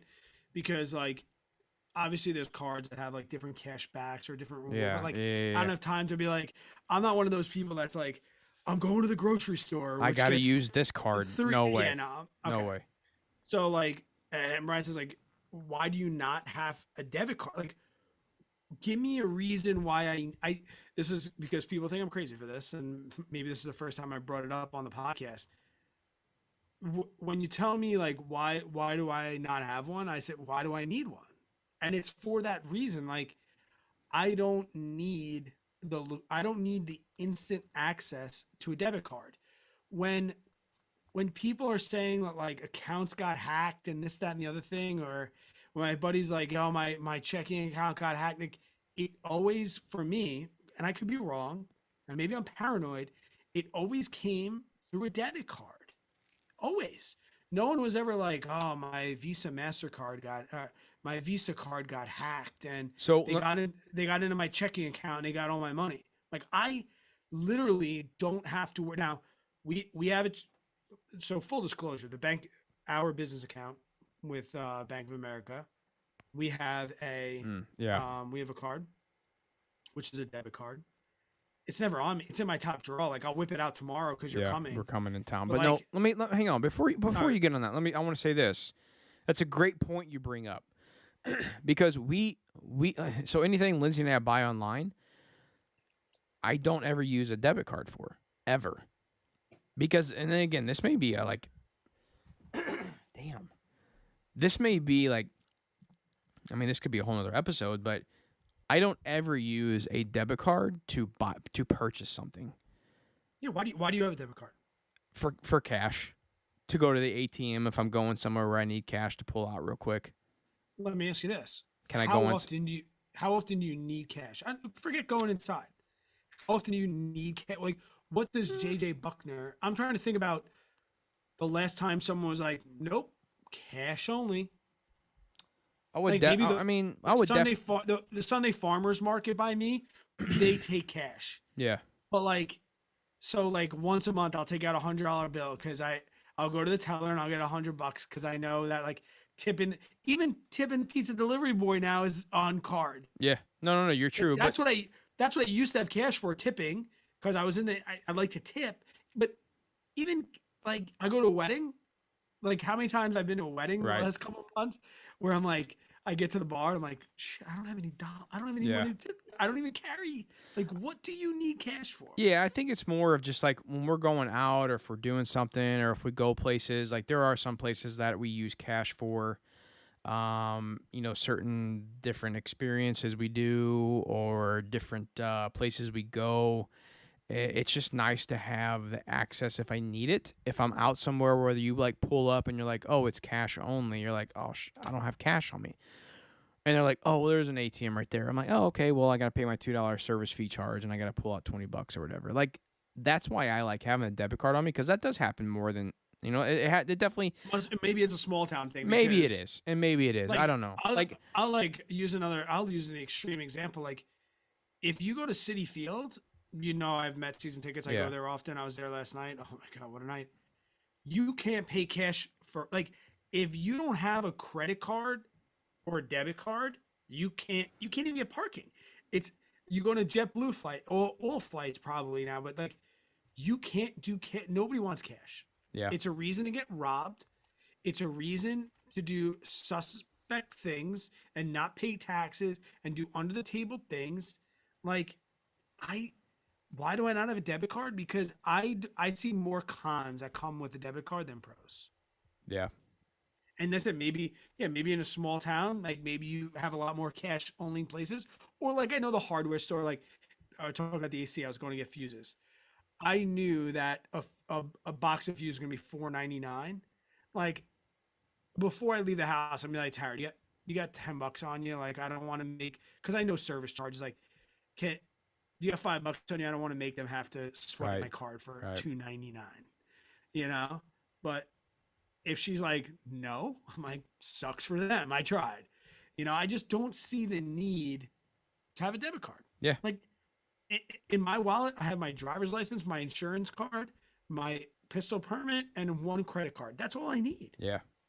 Like, what else do I need? Yeah. So like I get like, it also depends on the stuff you're running to. Like we said, the podcast, we'll use the debit card for that. The rental properties, I'll have the debit card for that in a couple weeks. But I do, man. I like personally having my debit card in there in case I need that quick access to cash. You never know what's going to happen. You never know. And if I need it, I need it. If I don't, so be it. But this is a good one, man.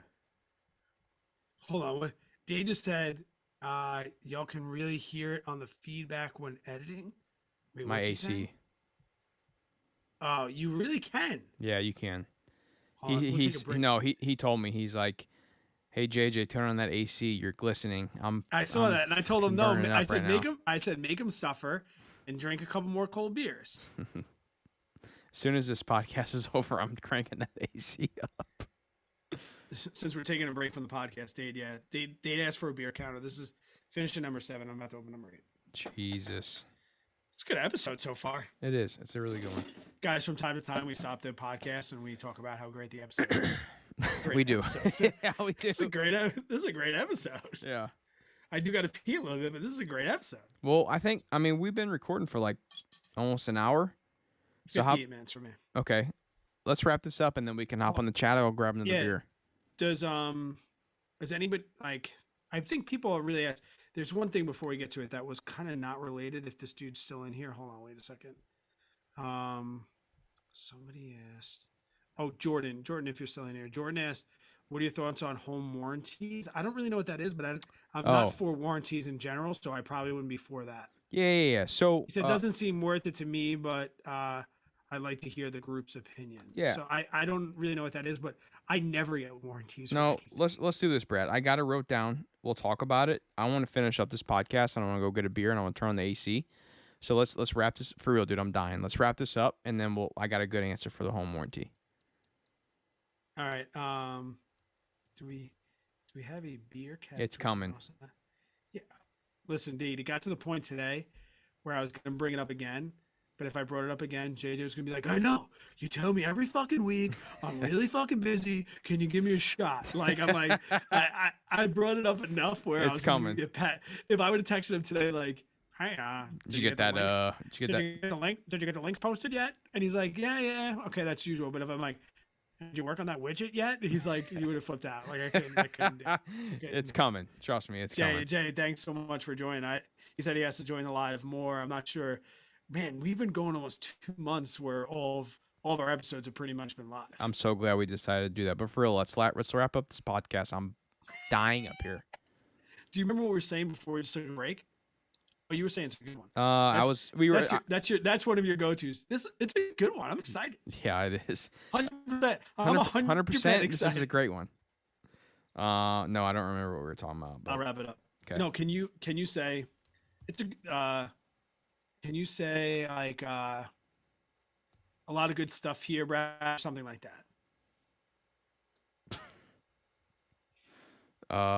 Yeah. Hang on. No, but hold on, wait. It's a lot of good stuff here, Brad. Yeah, but you can't do it like that. You gotta smooth it in. Oh man, I forgot what we were just saying. I forgot to. That's why I was gonna. Hang on. I'll take it. No, go. Okay. You want me to go or you going? I'll go. Okay. I'm just trying to think of where we left off. No, because I started talking when you were like a lot of good stuff here, but here. Okay, I got it. You got to go. Yeah.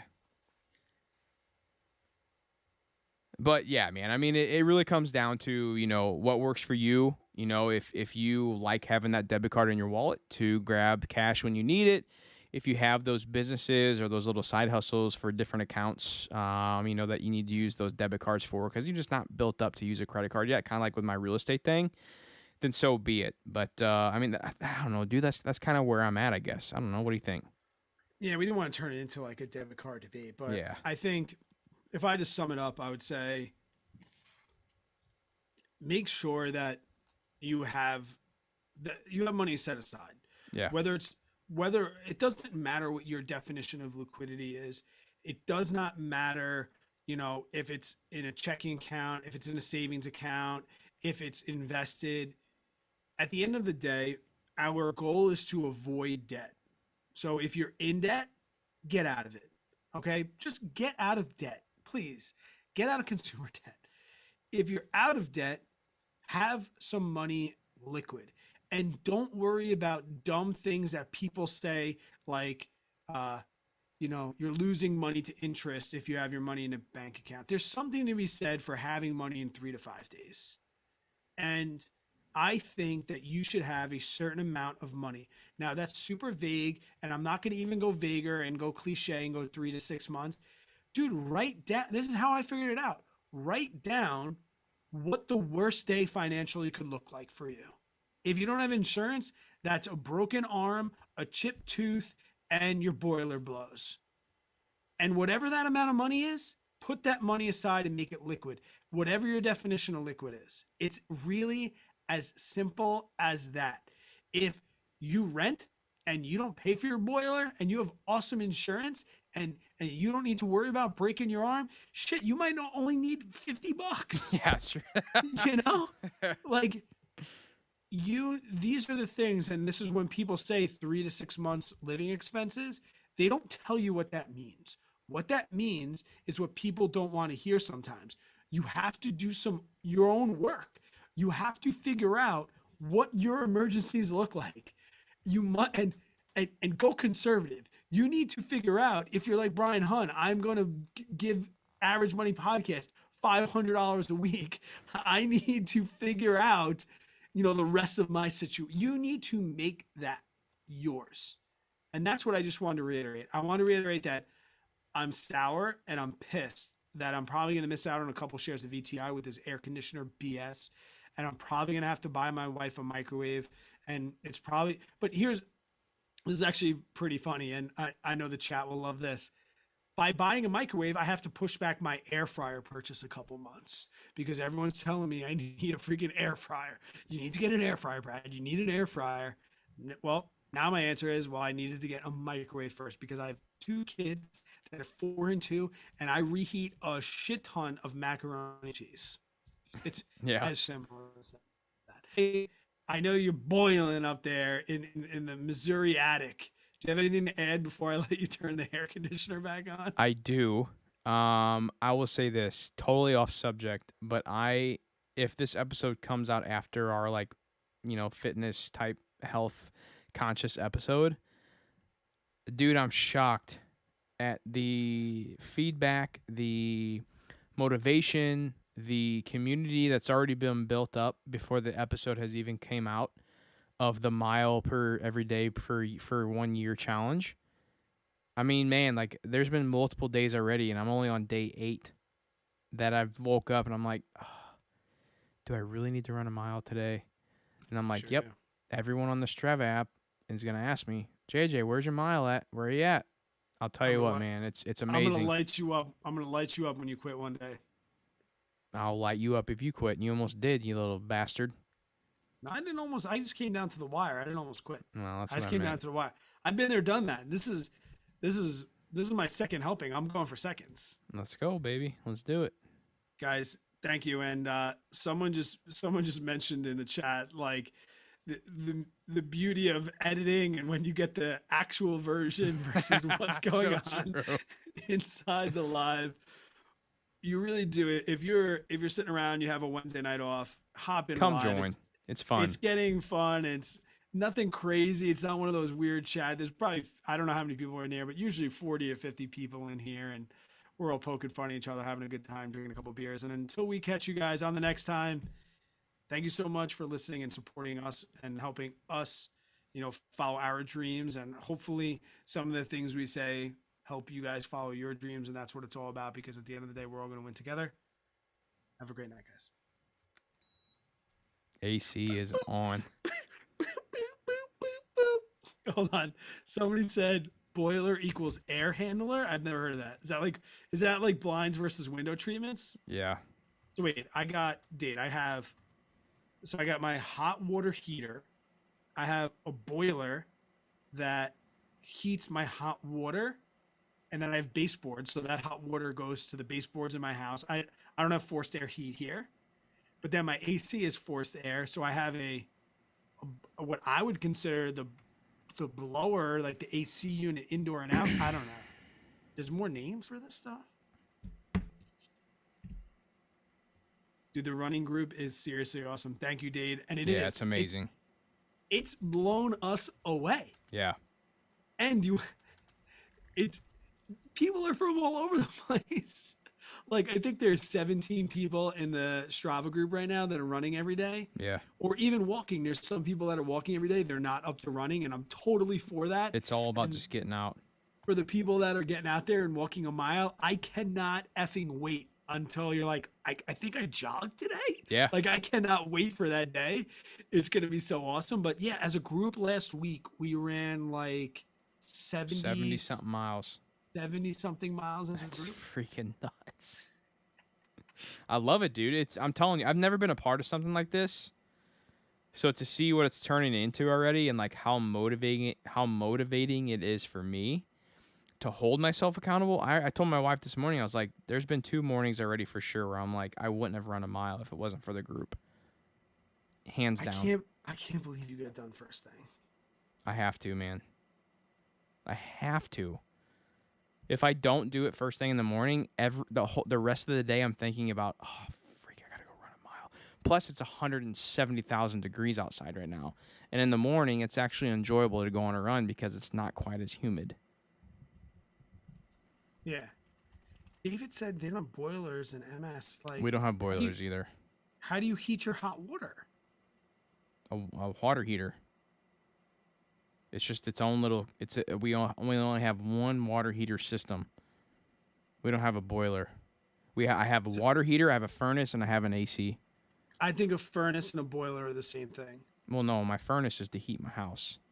Yeah, and your baseboards. Right. Well, And the hot I don't water have baseboards, but yeah. Because the boiler helps heat the water, correct?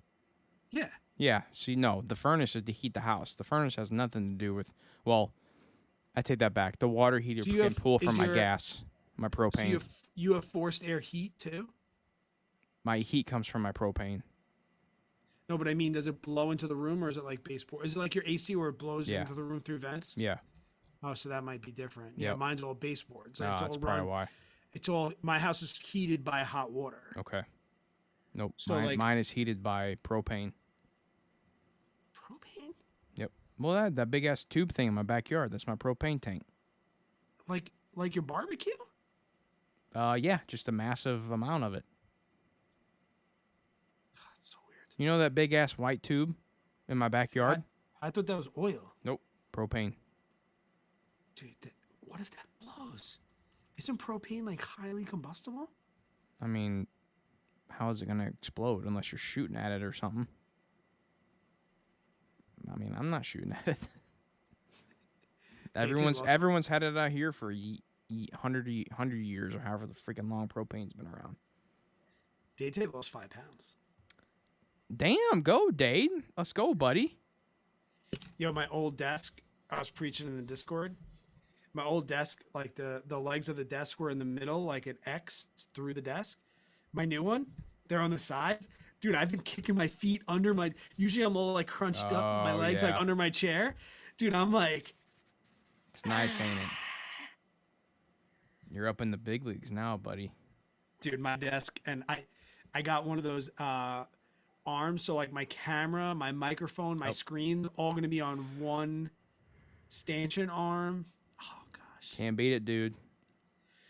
WAV file is uploaded to the drive, even though you're not going to use the bastard. Actually, I wrote down I need JJ's audio because your internet connection was a little spotty. So there was a lot of times where you were like. So were you. Maybe it was just maybe it's just my internet, man. Then maybe that's screwing up. Yeah, your internet shit. I'm literally sitting on top of my router. So am I. Mine's right there. Yeah, but you're in Missouri. Oh Jesus Christ. No, my internet is slow right now, and I don't know why. For your wife's down there watching Netflix and chilling. She's streaming right now. I think she's watching this. I think she's watching this live on the TV. Actually, she's taking up all the bandwidth. That's what it is. Brian says you need a stand-up desk. I have one of those, and they're awesome. Brian. Hey, can I say something real quick, man? I have one in the office. I'm such a cheap bastard. I tried to get a sponsorship from a company to try and like get one. And they were like, nah, we're not going to send you one. I'm like, damn it. Dude, like, oh my gosh. 3 pounds is awesome. If you lose 3 pounds every week, I don't even want to weigh myself. Yeah, that's crazy. I drink too much to like lose weight. But when you guys watch this, when I go back to work and I stop drinking literally every day, I'm not an alcoholic. I'm on, we call them vodka summers here, even though it's not vodka. but like teachers, we call them vodka summers. When I go back to work, because I take my job so serious, I'm just gonna melt. You're gonna think I'm sick. I'm gonna lose 50 pounds by Christmas. It's a lot of weight. I mean, I'm hovering we're around talking- 203, 204 right now. Hey, can I change the subject real quick? 175. Yeah, what do you want to change it to? Dude, I'm looking at this post right now. And I mean, like, this isn't for podcasts or anything, but, like, this shit is effed up. I'm watching this What's that? post. So I follow Tim Sykes. I don't know if you know who that is or not. He's a big, like, day trader guy. No idea who that is. He does a lot of, like, posts on, like, helping animals, and now he's, like, real big posting on, like, raising money for the Afghans over there right now. And, like, with the Taliban taking over. Dude, he's showing this. Well, I'm not getting into politics, but he's showing this post of this woman getting. Look at it. Because she's going to work. No, dude, they're hitting her in the back with this like whip thing. Right. But I heard they're punishing the women because they're not allowed to work. They're not allowed to go to school. They're not allowed to have That's jobs. what dude. Oh, and you can hear. I can't turn it up, but you can hear her like scream. Oh my god, dude! It's like the stuff I'm seeing over there right now. Like, do you see the video of the baby getting pulled up by the soldier and like handed back and like? It's Jay. I just want to say, it's slightly political. I just want to try and say like, there's a lot of evil and bad in the world, and we acknowledge that and we sympathize with it, but it's not something I feel comfortable talking about. Okay. Publicly. Down with it. There's a lot of evil in the world. There's a lot of there's a lot of bad people in the world. I'll agree with you on that. We're trying to change it and bring it back. Yep. As Mr. Money Mustache would say, I don't really give a shit about your personal finances. I'm just trying to make the world a better place. And I'm pretty confident that if everyone got their money straight, the world would be a better place. Yeah, it's just I don't say F on here at all, really, but it's messed up. What's going on over there, man? It's crazy. Brian, I do need a stand-up desk. Yeah, they're nice. And Jay, for the record, I'm not blowing you off. I'm just, you know how I feel about political issues. No, I get it. I totally get it. And I'm trying not to get political either. I actually hate politics, to be honest. Well, I mean, somebody asked a very, very good question about how I felt about going back to work this week and mandates with vaccinations. I said, unfortunately, that's become a political issue as well. Yeah, I know. We're both vaccinated, so we don't need to worry about that. We don't need to comment on it. You don't have a job, so you don't need to work. I will comment on it. I mean, it's not the podcast. We're live on YouTube, whatever. But like, I mean, no, I'm not going to comment on it. I changed my mind. Right. I don't want to talk political shit on here, to be honest, man. It's just not a good thing. Unfortunately, everything's become political. Yep. Trap Cracker, actually, let's get back to money. Yeah, let's do it. Considering Bitcoin mining as passive income source, I make about $100 a month from my gaming PC, and it goes straight into BlockFi. I like that. I'm a BlockFi user. I love BlockFi as a company, but it's not. I don't know. Like mining it is just not something I feel like taking on right now. I have too much on my plate to try and like figure that out. I don't know how to do it. I don't want to buy the equipment. I don't want to have to take the time to learn about it because it's not worth my time for me to put. Again, I'm not saying this isn't worth it to you, but I'm just saying for me personally right now, it's not something I'm worried about. I'm not trying to focus on that. I have too much on my plate right now to bring something else on. Yeah, the way I see it is, as long as you're going in knowing that it could go away tomorrow, like if you can make that money now, just I don't think I'd go into, like he mentioned, as like a passive income source. So I'm hoping that he means like secondary income. Like, as long as you know that can be regulated and taken away in an instant, as long as you know that, then yeah, make that money now. Like, make that money now. Yeah. Are we chatting? I gotta pee, so if we're gonna chat, I gotta pee. I gotta pee too. I don't see any super chats in. I'm probably gonna sign off, man. I gotta get up early. I'm gonna come to New York. Yep, coming to New York. All right, guys. So it's gonna be a fun one. We're gonna get out of here. Thanks so much. I think we have 3 episodes planned while I'm up there. Yes. We got a good voicemail episode. We got the wives episode, and we got a fun little savings rate episode 2 planned. So we'll see how many we get to. If you're in the New York area, DM us. Yeah. As we mentioned earlier, we don't like to schedule things because things become very, very It's hectic. very hectic. And we don't want to plan something and have to bail. That would be shitty and look like really sketch of us. Very much so. So unless we know we can guarantee being somewhere, Brian's coming in. I told you I'm not leaving. I'm not leaving Even either. if it's just, I'm not freaking leaving. I'm never gonna leave it. Oh, Dave jumped on. Dave's coming in. So we'll stay on. Yeah, we stay will. on for a second. And yeah. Do you want to go guys, do your bathroom break?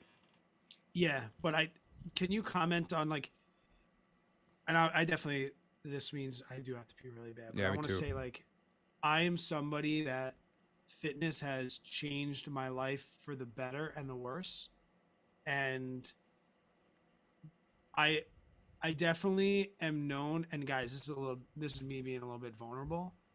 Like the whole like party drinking part of Brad is real.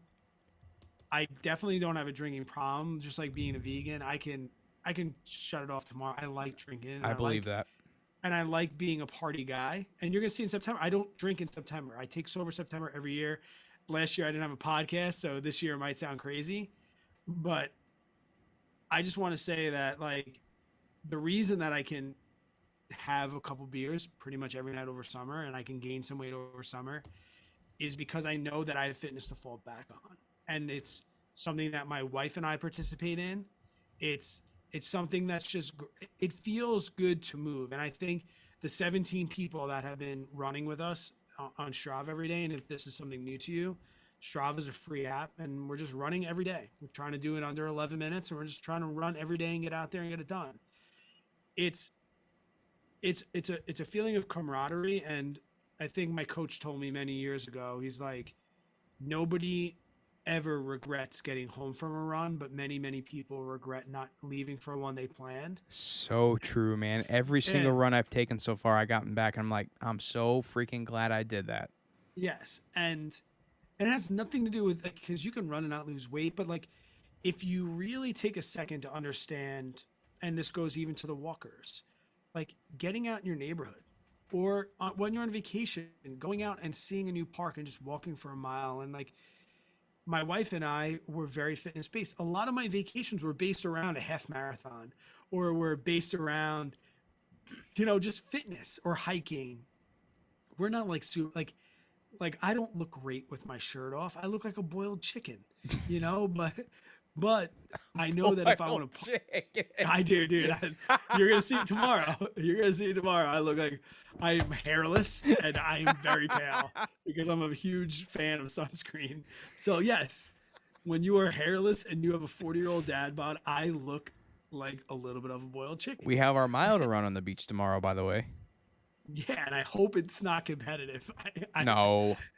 But back to the serious thing, and like Dave brings up a good point, and there's going to be people, I hope this goes for a while, and I hope people that we had somebody that's like, I haven't run since the police academy years ago, and I haven't got out, I haven't gone on walks, like I haven't gone for a midnight walk, and like it has nothing to do with running a mile, and it really has nothing to do about losing weight. It has to do with the camaraderie, and it has to do with, I like the Strava app because I feel like it's cool to be like, oh, that guy lives in Mississippi, or Yeah, it's cool.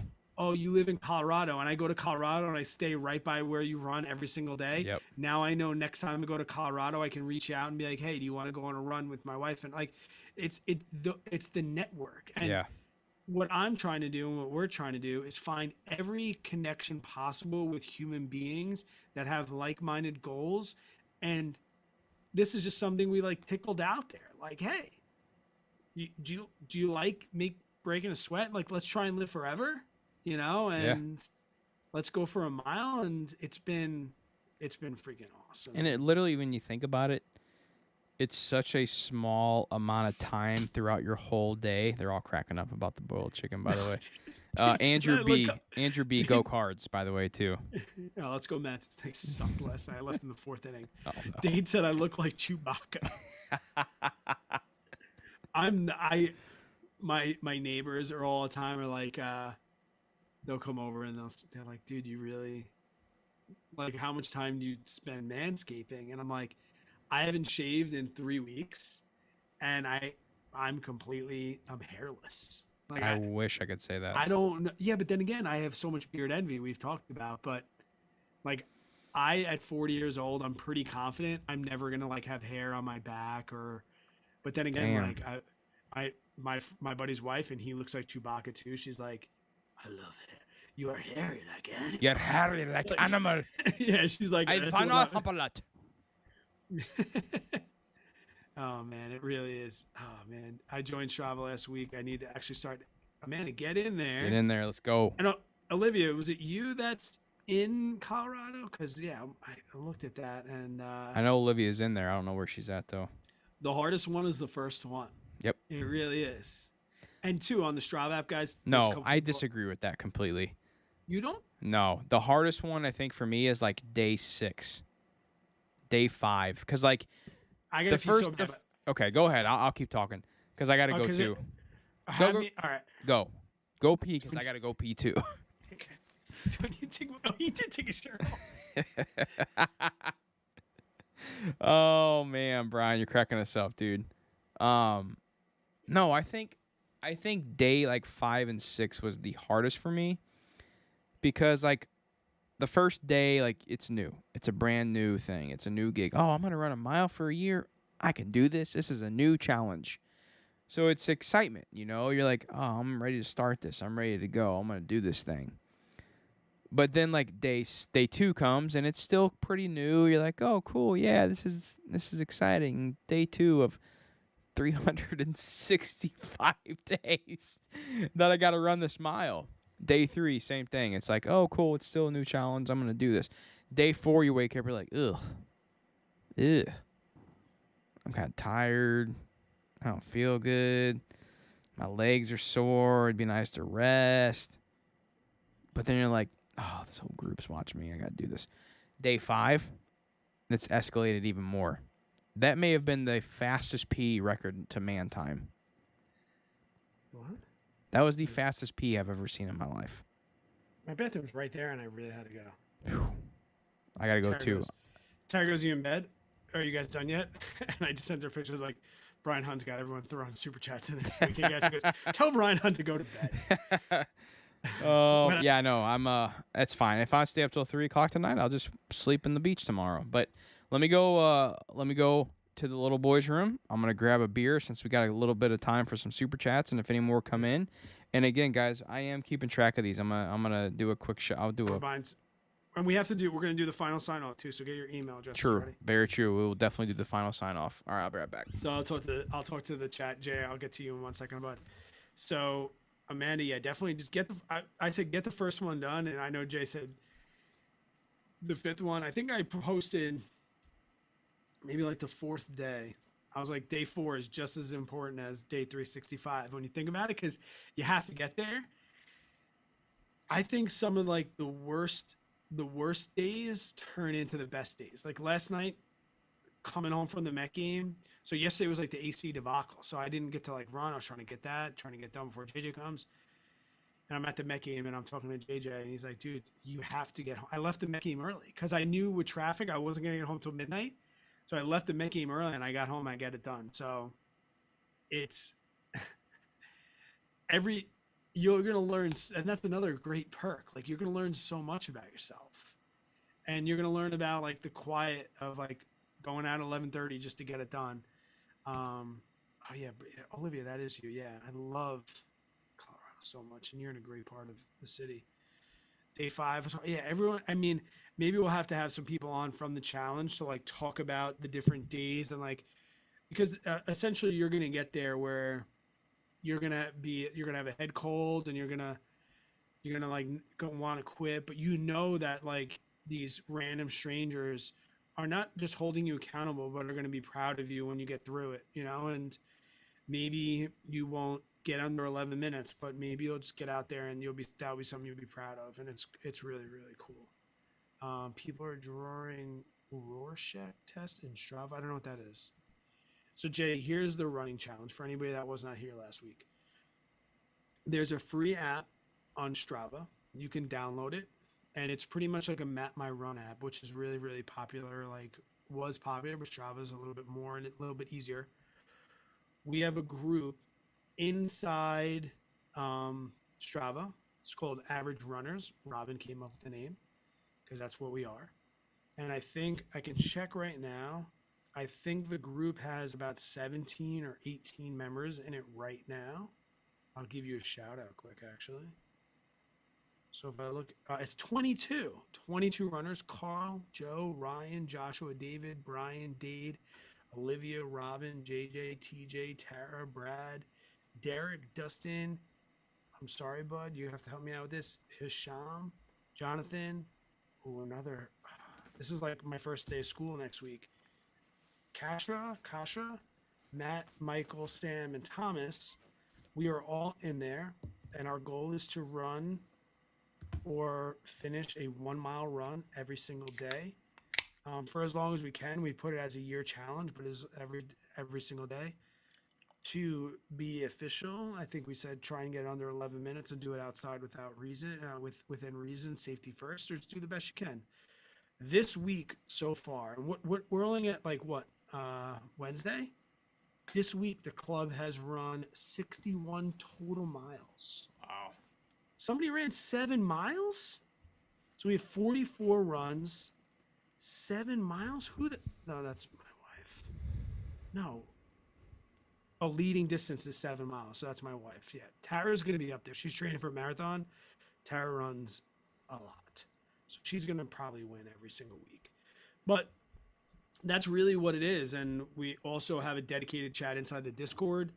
Guys, Discord's $1 a month, so you can either be a savage like Brian and just keep throwing money at us, or you can just give us $1 a month. And the reason we have it as $1 a month is to avoid spammers. It's not to like shill $1 out of you every single month. It's just a barrier to entry for scammers. So that's kind of why we made it $1 a month. If you don't have $1 a month, we completely understand. We have a Facebook group. You can get in the Facebook group and do that. Like, it's not about the money to us. We made the Discord $1 just to get, so we can block out spammers. We also have merch, and we didn't plug it. Son of a bitch. We're gonna have to record it and put it in the actual episode. AverageMoneyPodcast.com is pretty much 90% complete, 95%. So now instead of us putting links for everything, we can just link to Average Money Podcast. Yeah. Please visit the site. We'd love some traffic. That analytics is what we will show to sponsors or potential sponsors one day. We will say we have this amount of people visit our podcast website every single month. And that's really like goes, because the downloads that we get in that analytics is one thing, but they want to see that, you know, we have a community. So like showing them podcast, showing them this live stream, how many people are on, how many watch time hours. These are all things that will like non-monetarily help us out. Like every day, even if you just visit Average Money and just click around on the website while you're at work or at your lunch break, like those are ways, if you don't have $1 a month, you can really, really help us. What do you got? What is that? Question. What if you had to tell someone like what's a good sour to get, what would you say? Well, that they can get in any store? I mean, within reason, I guess. I don't know. Because, like, Lindsay likes sours, and she likes that LiDAR, which I want to buy a bottle for her when we're there. Okay. If we stop by Dubco. Because she keeps asking about it. She's like, hey, do you think Brad will have that LiDAR? I was like, I don't know, maybe. I said, if not, we'll buy some. I already have one in the freezer. Because that's like, and she don't, Lindsay, like she don't drink, but she liked that. So I was like, yeah, we're going to get something if, whatever, but we'll for sure get one. So bam, there you go. But she loves sours, and she bought this from Costco thinking she'd like the sour, but this isn't really that good. Like there's not much of a taste to it, to be honest. It's weird. Sours are hard to replicate. They're even harder to make. That's why I'm so proud of that LiDAR. Dude, Even it's though literally the best beer I've ever had. I mean, so kind of like how we're doing this, like these late nights, talking money. In my former life, this is what Chris and I used to do. We used to make beer. We used to stay up all night, trying different recipes and failing at a lot of them. And the sour, like the lager, it's the hardest style of beer to make.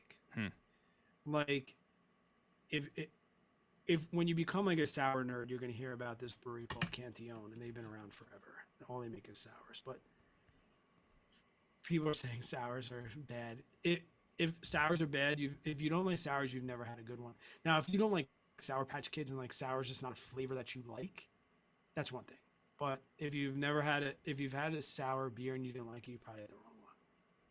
Sour beers are, they're just Amazing. because they shouldn't take. It's not the sourness. Like Lidar was aged on white wine barrels for 5 years, so when we say sour, it's more dry. Like it tastes like a Chardonnay. Like Lidar tastes like a Chardonnay with like a little bit of back end. It's so hard with sour because the descriptive words for sour sound great, like funk. Like it's hard, but It's so think of- good. yeah.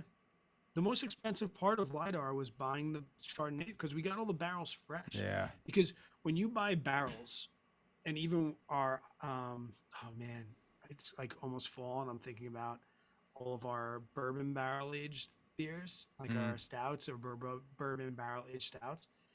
But you have to get barrels fresh because they grow bacteria, and it's just bad. Barrels are dark, cool, and have sugar. Like they're great environments for growing bacteria. But man, sours they're awesome. They're one of my favorites. Yeah, the most expensive part though is getting the barrels. And they're Yeah. all Long Island sourced. Dude, You I know? can't wait to drink that Lidar. That's I want to drink that tomorrow on the beach. Josh is like Josh is going to run a mile. Josh is fast. Josh is one of the faster ones. Oh yeah. Yes, who was in there doing the 8 minutes? Is that him? Someone's fast. I got 5 on it. What do you got 5 on? Sam, what do you want that to go to? I got 5 on it. Oh, Brian, your breweries suck. It's a shame when I hear people say they hate sours because Chris does them to perfection. So like I understand because I drank terrible sours until Chris and I started making them, and Jay, I wish you were like these 2-day trips are so hard because we I have to know. pack so much in. I like, know. So Dubco just bought 50 acres upstate New York, so it's like that's a lot of land for a Long Islander. Yeah. I live on a 1/4 acre and I have a nice property. Yeah. You bought 50 acres, like, oh man, I want to take you up to the farm. We call it the farm now. I want to take you up to the farm. Sours are dope. Sours are like if I start homebrewing again, which is probably gonna happen soon, I'm only gonna make sours. Yeah. I'm gonna go to my local winery. I'm gonna buy a barrel, Chardonnay barrel, and it's just gonna sit in my basement. And I'm gonna fill it up 5 gallons at a time, and then I'm gonna drink. And then the great thing about a sour is it's bacteria, so it keeps living off itself, and you can literally top it off, and it's an ever growing. It's just a cycle. Like the barrel will never run dry. Wow. Every time I drink some, I just gotta put some back. Man, I'll tell you what, dude. I'm not gonna lie. That Lidar may be one of my top favorite beers I've ever had. Do you think he'll ever make more of that? So I mean, shit. Do I really have to wait 5 years to get more of it? see, that's the thing with sours too. Like every time we buy a bottle of Lidar, like so for example, like all the Lidar that you've drank, nobody can get. It came out of my cellar. Or when I say my cellar, it came out of the brewery. So like, Yeah. it's not for sale because it was so good and it took us so long to make Oh, that it's only for special occasions. it's Like I like when you come to town because Chris is like, here's the Lidar. we got to pull another Lidar, and I'm like, yeah, we do. It's so good. But yeah, man, it takes 5 years. Wow. And it was fermented by the yeast naturally in the air. So we literally put the beer outside overnight, and whatever's in the air that day, that's what inoculated the wort and made it into what it is. So it literally can never be replicated. Wow. That's what Insane, makes it man. so awesome. Yeah. Brian says now you have to show me a good sour this weekend. If we see you in New York, man, It's going Dude, down. Massachusetts. I'm not gonna lie. Massachusetts is wicked far. Wicked far. It's wicked far. It's wicked far from Long Island. What are some questions you guys want us to ask our wives Yeah. on the podcast? Ooh, that's a good one, man. Because we're recording with them tomorrow after the beach. Yeah, like if you wanted to look through the eyes of our wives, what questions would you ask them? Or what do you want us to talk about with the wives? Yeah, because I mean, we have talking points like starting businesses, small town living, Yeah. versus here. Yeah, we have like obviously raising kids. We have Yeah. kids around the same age. Average money travel expenses. Yeah. I have a feeling the wives one is going to be a long. Like I bet it's a 2-hour episode. Yeah, I bet it is. it's gonna be like the last time we had your wife on, where But I We're say we like- just leave it, we're- dude. Like, don't cut we're all of like, it out. We're like, shit, we gotta go to dinner. Like That's we do it. We're gonna do it before dinner. We have a 7 o'clock reservation. yeah. Yeah, I it'll mean, be good. I'm not opposed to like just putting the camera on and letting people watch. Let's go live. We just can't. I don't think we'd be able to really interact with the chat. That'd be like too much. That'd Unless, well, no. I mean, there's 4 of us. I could probably keep, or you or I could keep control of it. It depends. We could definitely have the live stream up. We would just chat may have to be like a last resort type thing. I'm sure people would love to like talk to the wives in real time. Oh, for sure. You are gonna have a tan tomorrow. Oh, Jesus. Do not. You forgot last time. Do not forget your sunglasses, I got him. and do not forget your vaccination card. It's in the wallet. All jokes aside, we will not be able to go into New York City if you don't have your vaccine. Mine's in my wallet, and Lindsay's has hers in her purse that she's bringing with her, so we will not forget that. Samuel LiDAR is a quintessential lambic. What's Next. lambic mean?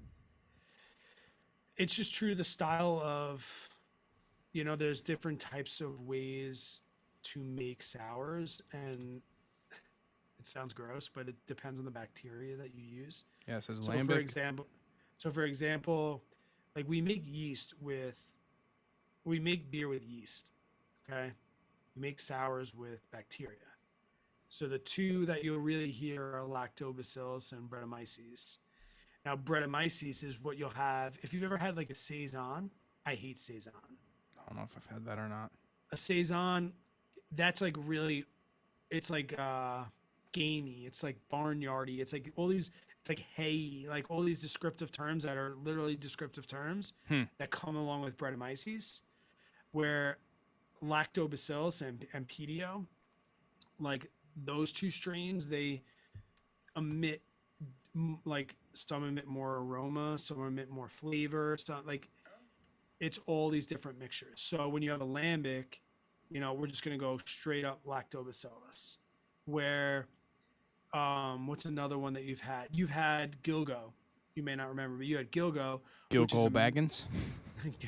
Gilgo is a mixture of Brettanomyces and lactobacillus. So you can so we'll get like the really dry floral from the Brettanomyces, but then we'll make it like sour from the lactobacillus. So there's like certain things that you can just mix. It's just Yeah, you lost me at lactobacillus. Robin said it's like being a physicist. I just bring up big words to make me sound fancy. Yeah, okay. What type of air fryer do you want? I don't really want an air fryer, but everyone tells me I need one. I don't have one either. Top places you want to visit. Ooh, that's a good one. That is a good one. First and foremost on my list, Greece. Like Santorini, like one of those like fancy. Mhm. Yeah. Yeah, I no, I watch- want to. Well, all of Greece, but yeah, I mean Santorini is like where I want to stay for sure. I watch Below Deck Med with my wife, and every time they go to Santorini, I'm like, I want to go there. It's my number 1 spot. We can make that happen. I told you I want to go to the UK and go to the British Darts World Champion National Championship. Yeah. Well, we were talking about when we hit our FI number with real estate, Yeah. that we're gonna take a year off life, and we're gonna RV trip through United States and Canada, and then for like 4 months, and then we're gonna come back home, reset, and then we're gonna go to Europe for a couple months and backpack Europe for a whole year. Brian Hunt said YouTube won't let me do a $50 chat anymore. I've reached my monthly max. What? What the hell? Really? Yeah, that's weird. That's a real thing? Oh man. Somebody super chat for Brian. He'll Venmo you. Yeah, that's really weird.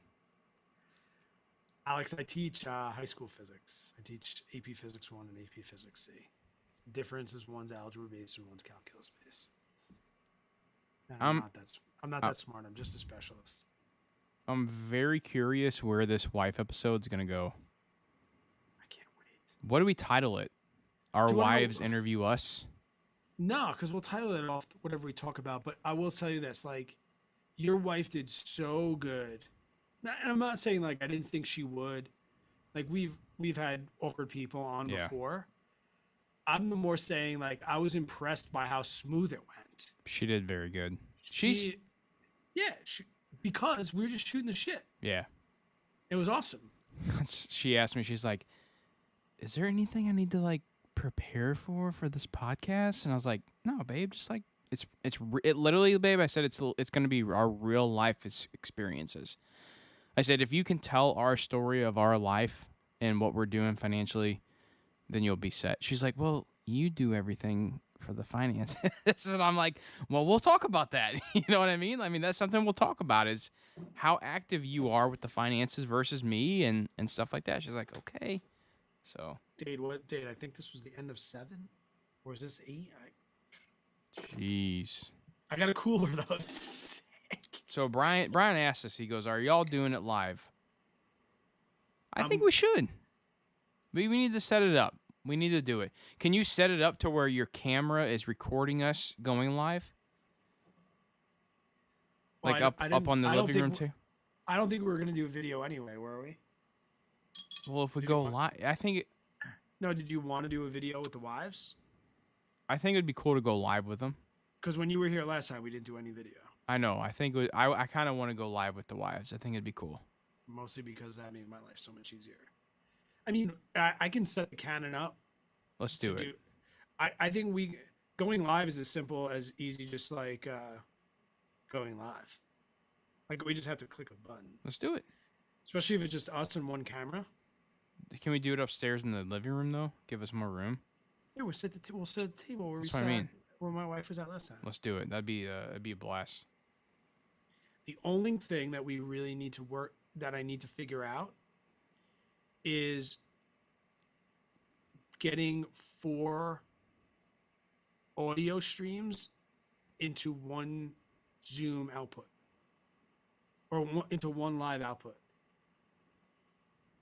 which shouldn't be that hard. Maybe I could probably just do a line out of my recorder into my computer. That will be the live stream audio. Could you put your tax star and like on top of us and have that That's going? what I tried. That's what I tried before. When you're like, that was terrible. Oh, okay. Yeah. No, I think what I can do, because I have a line out on my recorder, and I think that I can just go line out into my computer. I think we'll try. Maybe we'll test it, and if it doesn't work, we'll see. I think a regular podcast for us to break the ice. Now we're just gonna throw them in. I think we really need to go live. What time? Do we want to put time? Right after we get back from the beach, and then we'll. Oh yeah, when we get back from the beach. Yeah, right. we'll do beach. We'll get back home. We'll go right to live podcast. 4:30. 4:30. Yeah, 4:00, 4:30, and then we'll record for an hour and a half. Let the girls take showers and head out. Act like a fetus and head out. Lindsay can be ready in like 20 minutes if she needs to. Tara can jump in the pool and that's a shower. Then we're set, dude. Yeah. And you and I can be freaking slobs. It's one of those places where like you have to kind of be dressed nice, but like Ooh. you can wear a button down Hawaiian shirt, and they're like, can I wear my jorts? Yeah. Okay. I'll have a nice shirt. It's just I'm wearing jorts. Do you have like a pair of like khaki shorts? What size waist do you? 36. Oh, I got a pair. Okay. James, have a great night, buddy. Thank you so much. See you, James. May not be able to do live because I'm flying out at 6 p.m. Yeah, we'll be right in the thick of it at 6 p.m. Yeah, we will. And we'll be a few beers deep. We have reservations at 7. I'm a full itinerary guy.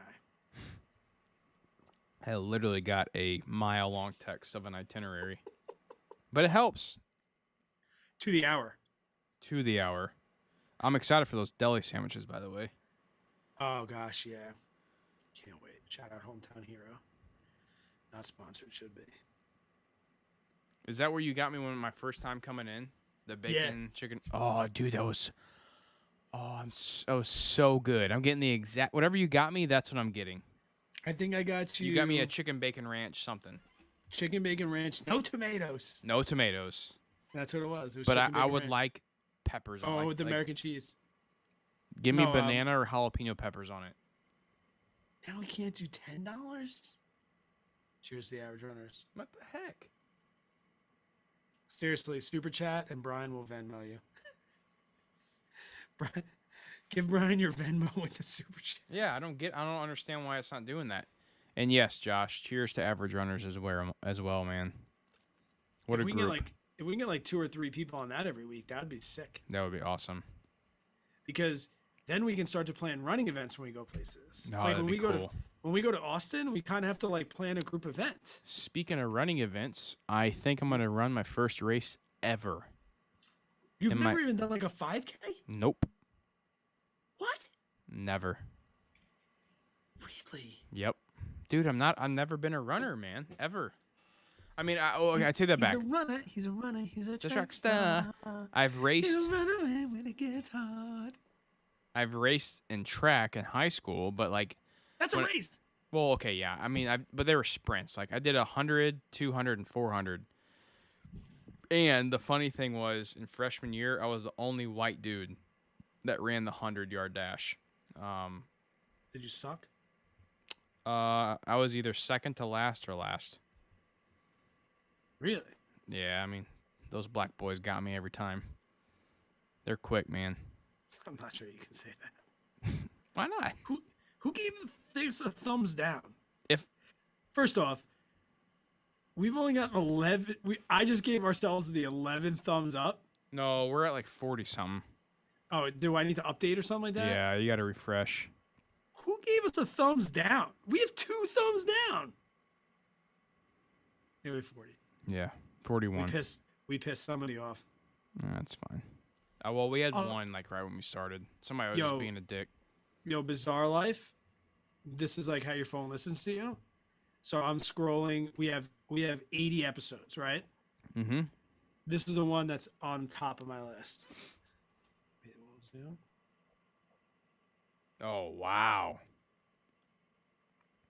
That's crazy, dude. We've been talking about Chris this whole time, and it's episode 55, opening a brewery. Crazy. 1 hour and 30 minutes. That was one of our longest episodes. I'm telling you, man, those are fun. Like, just leave the long one. Like, I know our wives one will. I guarantee you, it's an hour and a half long at least. Don't even just leave it all in there. Who cares if we go on tangents? Dave, what you got, bud? He said, update on the hats. If it's a sore subject like the widget, just disregard. No, actually, hats is on me. And we got an email come back from Teespring, and it said that it was selected amount of hats.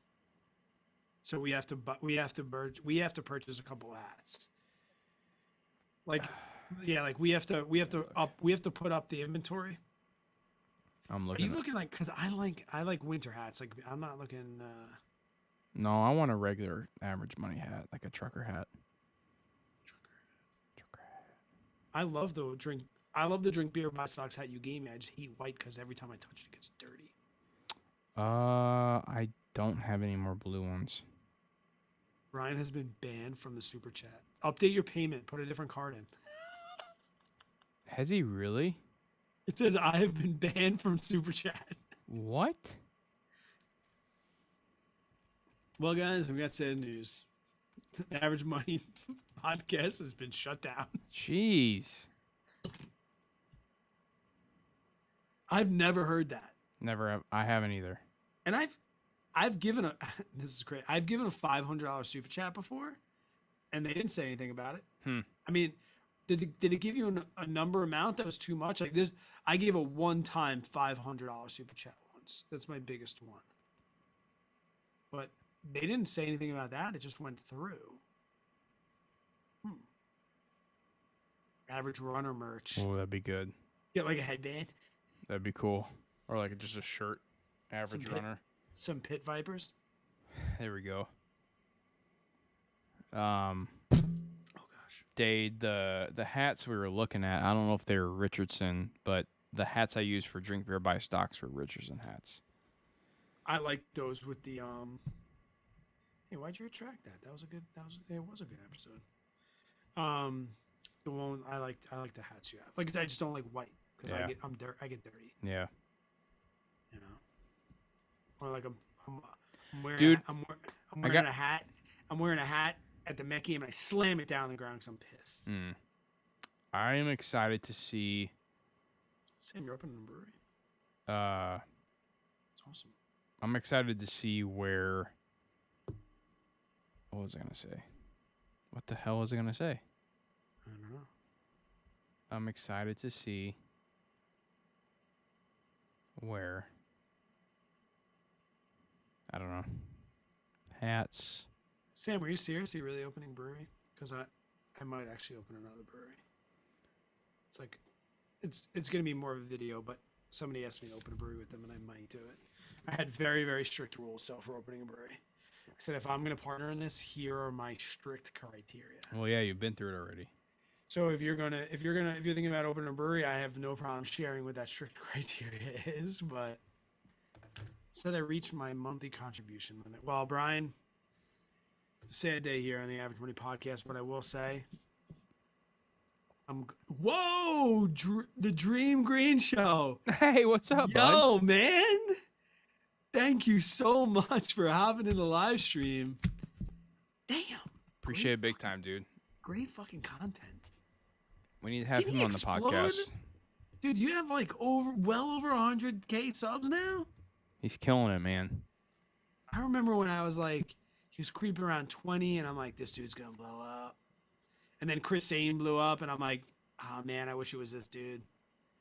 Yeah, he's killing it. Not anything against Chris Sane, but He's killing it. and then I looked, I'm like, but then it turned into this. That motherfucker just passed me in subs. We got to get him on the podcast. We haven't had a guest in a minute. We haven't, and we're due for a few guests. And we got a couple lined up, some good ones. So, yeah, man, if you want to come on, let me know, dude. It'd be a fun one. We'll just shoot the shit and talk about money. If you want an alternative perspective, if you go down to his comment, there's 3 dots on the right side. You can click that comment. You can click those 3 dots. It'll bring you right to his channel. Check it out. Thanks, man. Yeah, appreciate it big time. Live stream, it's fun. But anyway, back to Brian. Brian, Yes. if you've reached your monthly contribution limit for giving super chats, that's it. Like, we'll see in September. Well, no, seriously though, we'll buy AMC and SPRT. I'm curious. Oh man, I don't even know if I want to know. What is the contribution limit? What has been your contribution to the Average Money Podcast? Yeah, I'm curious about that too. Let me look it up. He says he's down. I'll send you a DM, man. We'll get it scheduled. Put your email in. I'll get you in right now. Put your email in the chat. Do you like Zoom? Put your email in the chat. I'll invite you right now. Get you on. Let's put a face to that name. Even though your emoji does kind of looks like him. But real life, we do a cheers at the end of the show anyway. So if you want to get at least in the final cheers, we don't end the live stream until the super chats are gone. And That's right. Dave's And I also got to been- get up at 3:00 tomorrow. Dave's also been very generous. Should we start collecting email addresses now? Ooh, Think I you got to wanna get- grab another beer, I guess, if we're doing this. Zeke, you want to get in quick, and then we'll bring everybody else in. I would love to introduce you to anybody that's never heard of your channel before. Love that shit. Unless you have like over 100 and if you have over 110,000 subs, I'm mad at you. Then I'm not bringing. Until I get to 100,000, you're not allowed to be in my fucking live stream. Brad's gotta get to that 100K. Oh man, see that silver play button? I want that. I'm about to pass 5 years on YouTube. I need it. I need it. I've never wanted anything so badly. Yeah, bring it on over. It's pretty cool, man. It's nice. I wonder if he got his yet, because he must have just passed 100,000 recently. I mean, maybe I'm that far behind. Like I don't like stalk out people, but people that I'm into, when they pop, I love it. Yeah. Love it. I clap when people win. I'm jealous, but I still clap. Yeah. Like even the financial wolf, he passed 100,000. I love that little kid. Dude, that Yes, guy. I mean, he's been around since he's been like 16-year-old awkward Will, and now look at him. Still slightly awkward, Will. Not Yeah, gonna he's a lie. little awkward, but hey, he's Will. Still, but living the dream. Just got an apartment. Dade He's at- says, hang on, Dade says, go get a beer, JJ. No sucking on ice cubes. Pew, pew. Oh, that's funny. Oh, he just got the plane button in the mail. Did you do a video? Are you that guy? Did you do? I'm gonna be that guy. Did you make? I don't think you made. Did you make one? I did You an did a Instagram TikTok. video. And your TikTok. And a That did well on TikTok. TikTok. Yeah, it did. Yep. I I'm didn't do it doing a on whole- YouTube, though. I'm doing a whole video. Might as well, dude. It's a The big video deal. is just the video is just gonna be me just. Think about that for a second. 100,000 subscribers. Think about your local, like major sports stadium. Like No, all I think- the Cardinals Busch Stadium holds 46 or 49,000 people. All I think about is how it really actually means nothing. What do you mean? I mean, it means kind of that- means something. Well, I mean, it doesn't mean anything as far as like the quote YouTube career and like monetization. Like Oh yeah. I know people Yeah. with 20,000 subscribers that make a shit ton more money. True. Than me. That's true. Like a lot more. But I mean, as far as like when you hear YouTubers talk about, it's definitely more like self-validation. Like bringing something up from 0 to 100,000 that's a big deal. That's a crazy thing. But like if I stayed at, I think I have 87. If I stayed at 87 for like I wouldn't quit. Well, I would Like, also it doesn't say, make me mad that I don't Yeah. have 100. It's just like it'd be kind of dope. I would also say this though, like other platforms, I feel like YouTube's is one of the hardest to get to 100K. Yes. And you also have to remember I teach 18-year-olds. So like they already think look at this shirt. They already think I'm a fucking loser. They're like, "Brad, you're a loser. You're a complete loser." But then I'm like, "But I have a bunch of YouTube subs," and one kid's always like, "Finn, you have 65,000 subscribers." I'm like, "Ah, I'm cool now, aren't I? You dick." So Oh, like man. at least at like parent teacher night, they're like, "He doesn't really like you that much." I'm like, "Well, I do have 100,000 subscribers. Can't grow a beard, But I got myself- 100K subscribers. I got 100,000 subscribers. Oh man, that's funny. Can't live damn, do a damn." Damn. All right, dude. Well, hey. You getting a beer? We're doing a cheers. I No mean, more super chats. I don't see any emails coming in. Well, I don't think we officially announced. Put your emails in. Okay. I mean, yeah. If we get a few, I'll go grab another beer. What do we but- need? 3? Yeah. 3. Three If we get emails. 3 email addresses for 3 final cheers off? emails, and I'll go get another beer. We got Brian. That include Brian, or he's just a given? 3 No, on top yeah. of Brian. Yeah. 3 more. No, we can count Brian's. So 2 more. 2 more. Who wants to be alive? Hop in for the final cheers before we go to bed because I got to get up in 4 hours. I'm typing in the Hun. Anybody else? Going once. Going twice. I can understand it. It can be kind of weird. We do have like a 20-second lag. There's Dade with another super chat. Last one, but get you a sour, JJ, and let's have a cheers. Appreciate everything Oh, you all do. This community as a whole on cloud 9 this week. Let's go, Dade. Zeke says go grab another beer. All right, I'm going to grab another beer. I'll be right back.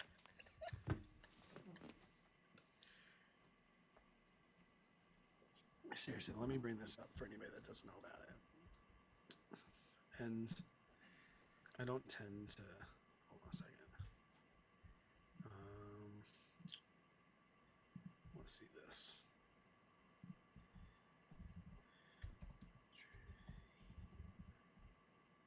Go to the Dream Breed show quick. Here he is. It's gonna play. Isn't it so hard, like choosing what video you want to play as your main channel? I don't think I have one up right. Look at this guy. So, guys, if you don't know, here he is. Let's do this. Where am I? Am I sharing? 112. Yikes. What are we posting these days? Love it.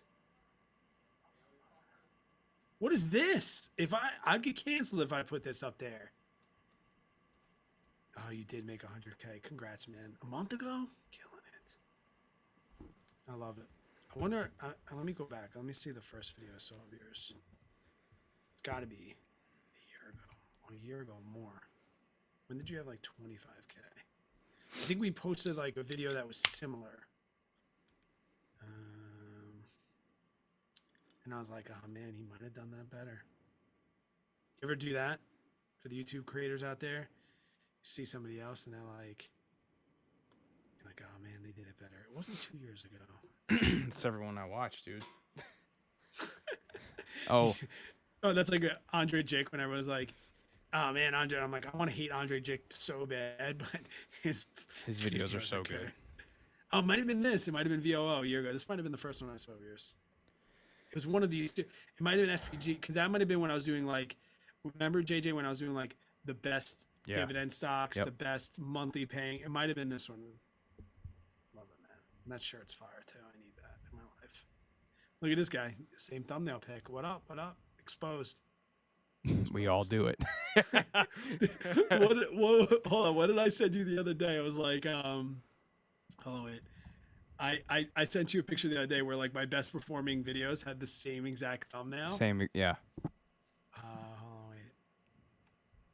Oh wait, on a different channel. And it was because you were the one that told me I could do this, and I never knew that I could. You're like, dude, just use the same picture. I'm like, will anybody know? And they're like, no, maybe. Look at this. It was boom, boom. Boom! This I see picture, 3 in a row right there. It's this one. Yeah. I think it was like I need more doom and gloom in my videos. Like these were all the ones that like people were showing. Like the most was like doom and gloom, doom and gloom. Oh gosh, that's so funny. Am I showing too much? No. Is YouTube gonna get mad at me? I mean, no. You can show this on. I've showed this on videos before. Look at this one fall off a cliff. It's the worst feeling. This was a clip from the live, though. It's sticking back up a little bit, though. So was this one clip from the live? This was 10,000 views from. Dude, I think you may be onto something there, man. I really do. I think so too. We shall see. We shall see. If it keeps popping, I may have to create my own little live stream and make clips. Pop in. Was that the widget or just JJ? That's probably just me. I don't know what you're talking about, but they. Hey, so Lindsay.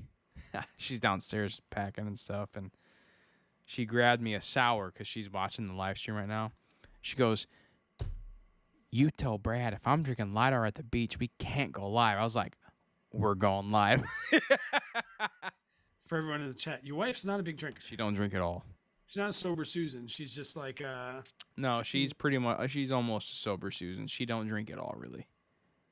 She'll I mean, drink if you give her. I've seen her have a glass of wine. If you give her a glass of wine, half of it's gone, and she won't finish the rest of it. 99% of the time. Have you ever seen her drunk? Yeah. When? Um. When's the last time she was like boozed up and you were like, "Wow, girl, you are feeling no pain tonight"? Mardi Gras, which is in St. Louis, we're the second largest city to have Mardi Gras outside of New Orleans. That was 2 years ago. What was she drinking? Hurricanes. Okay. Yep. And then before that was, God, it was a long time ago. This is when we were just dating. And I remember my mom had to pick me and her up from a Mexican restaurant because I looked at her and I said, this was like, me and her were just dating. And it was like Dollar Marg night. So I told her, I said, hey, I want you to keep up with me. She's like, oh, okay, cool. And, I'm like Mr. Big Stuff, 19-year-old JJ, 20-year-old JJ. Like, I'm going to down these Dollar Margs or whatever. Or I guess I would have been 21 because you have to 21 to drink. But so we're throwing back these Margs, and all of a sudden it hits her, and she's like, oh, man, I don't feel too good. And she got, beyond. So Mom had to come pick us up. We were both having a good old time. And, again, this was probably 9-10 years ago. Holy shit, man. It's crazy to think about that. That's what I mean, though. Like, Lindsay, she's not a drinker. She really isn't. Not a bad thing. I mean, I would like to catch her a buzz. I hope she does this weekend. Yeah. But I'll tell you what, I know my wife, as soon as she feels it, she stops. Like, she will stop drinking. She's like, and she does this, like this is her drunk face. She's probably going to hate me for doing this right now, but she's like, this is her drunk face. I know it immediately when I know Lindsay's feeling it, this is what she does. Stop. Dude. Babe, no. Is it funny how we know that too? Like, I remember last time you were here and you called and you're like, hey, she goes, you're drunk. You're like, no, I mean, literally, they and you were like, what? And she's like, I just knew the way you said hello. Yes. Yo, Dade's having a baby. Let's go, bro. Let's go, Dade. Is this his first one? Or no? I don't know. I don't know. I don't know if we got that far. Josh, when Brad 100-mile special for reaching 100K. Did you see Nick Bear's Instagram video? Yes. Him running the Leadington or whatever the hell it's called? Leadville 100. I've been vetoed from the Leadville 100 a few times. Why is that? You have to have certain credentials to get in. What kind of credentials are those? Either you have to qualify by doing a race of that distance or a charity or something like that. I try to get in charity because I'm not fast. He's fast. Yeah, he is quick, man. He's a big old boy too, man. Josh, I'll do 100 or something. Running 100 miles would just be reckless because I really think I'm. What if you split? What if you split it up like 100 miles in a month? That's doable. What would that be? 3 miles a day? I should hit 100 by November. I mean, it's a little over 3 miles a day. I would run. I mean, I would ride 100 miles in a day, maybe. Yeah. Running 100 is tough. That's a lot. We'll do something stupid. Maybe I'll take a vote. Welcome. What was that? My live stream for the Instagram story. Oh. Josh has got the wheels turning. The 100K special. I have to do something different. Chug 100 beers. I haven't done that since 2005. Ugh. Cardinal. Delta Kappa Beta. Mm. Well, I got my other beer. We got no other live streams. Oh, yeah. So. And they shut on down until September 1st. That's crazy, man. I've never heard of that. Well, I mean, Dade, Zeke, everybody else. Because it's not, I mean, I'll be lucky to get my 1 mile a day. Hey, listen, get it in. You'll do it, David. Remember last week when we were logging off right now and I went and ran a mile and I texted you and I was like, I hate your guts. But we both did it, and we're 7-8 days in, and we are still running those miles. Tomorrow you're doing it on Long Island Beach. I can't wait, man. Man, tomorrow is going to be an early morning. And I got to write that blog post. I just got to pack my podcast stuff, dude. You need to bring a microphone. I got my computer I got to bring. I got because I'm going to write that blog post tomorrow. My headphones. My battery, my charger for my laptop. And Brian, then clothes. you just have to sign in on another Google name. Do you have another Gmail? Yeah, that's true. You have to have multiple Gmails. That's true. God, I will beat the contribution limit if I have to have 25 Gmails. Screw you, YouTube. Oh my God, I have a freaking lot of beer. This cooler is Well, you better be ready to enjoy the beach tomorrow, boy. I'm not like you. I can That's wake up and true. do You it. are not like me. I can wake up and do it all again tomorrow. Can't do that. Jay is like, If we had some margaritas. I think I'm just gonna drink water and hang out for a couple hours. that's very true. Get it? I know a lot of 50-year-olds like that. Yeah, man, it's tough, man.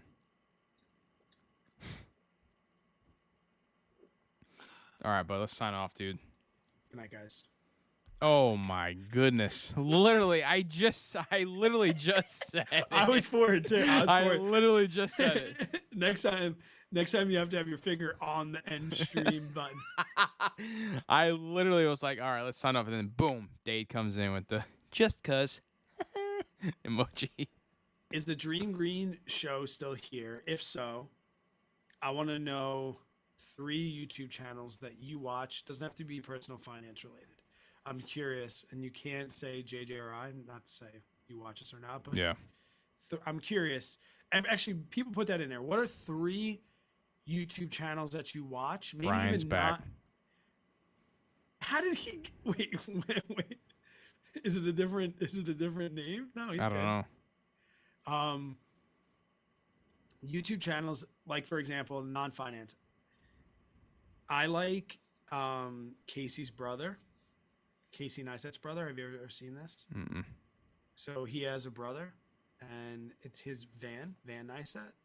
I love Van Neistat. I love Mark Rober, and I love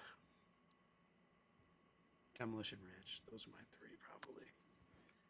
I don't really watch YouTube. What are your 3 non-personal finance channels? Don't have them. I have. Samuel, have a great night, buddy. Thank you so much for joining in and for your continued support, bud. And if you're gonna open a brewery, please let's talk. So I use YouTube for music. Big Booty Mix. Big Booty Mix, Mac Miller, I had Morgan 17. Wallen. I had BBM 17 on today. Not No that good. 17 was 15's good. 18 and 19's really good. 19 is bang bang. 19's 18. No, 18's really good too, though, man. Dude, that's 2. We need what do we say? We needed 3. We need 3 email Yeah. addresses for the cheers. Yep. We got Brian. We got Dade. Anybody else want to get in a? Yep. I need one more email address. One guy I am watching a lot of right now is How to Barbecue Right. I love him. He's amazing. Azevedo's here. Where you been, bud? He was here earlier today. Just Or tonight. I know, just quiet in the chat. Aaron, come on, give it. Join the old final cheers tonight. Wait, I gotta pee. Ooh, Dade, I love me some Riley Green, man. If there's no super chats when we get back, I'm out of here. I gotta Okay. pee. Because we do things a little different around here.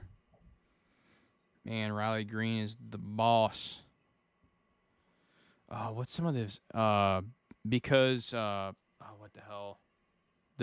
Because Dixie or whatever. Man, I'll have to look it up. That's another one of my favorites. I've been listening to a lot of Riley Green lately. Him, Morgan Wallen, and Tyler Childers. Hang on, let me look this up because it's gonna bother me. Riley Green.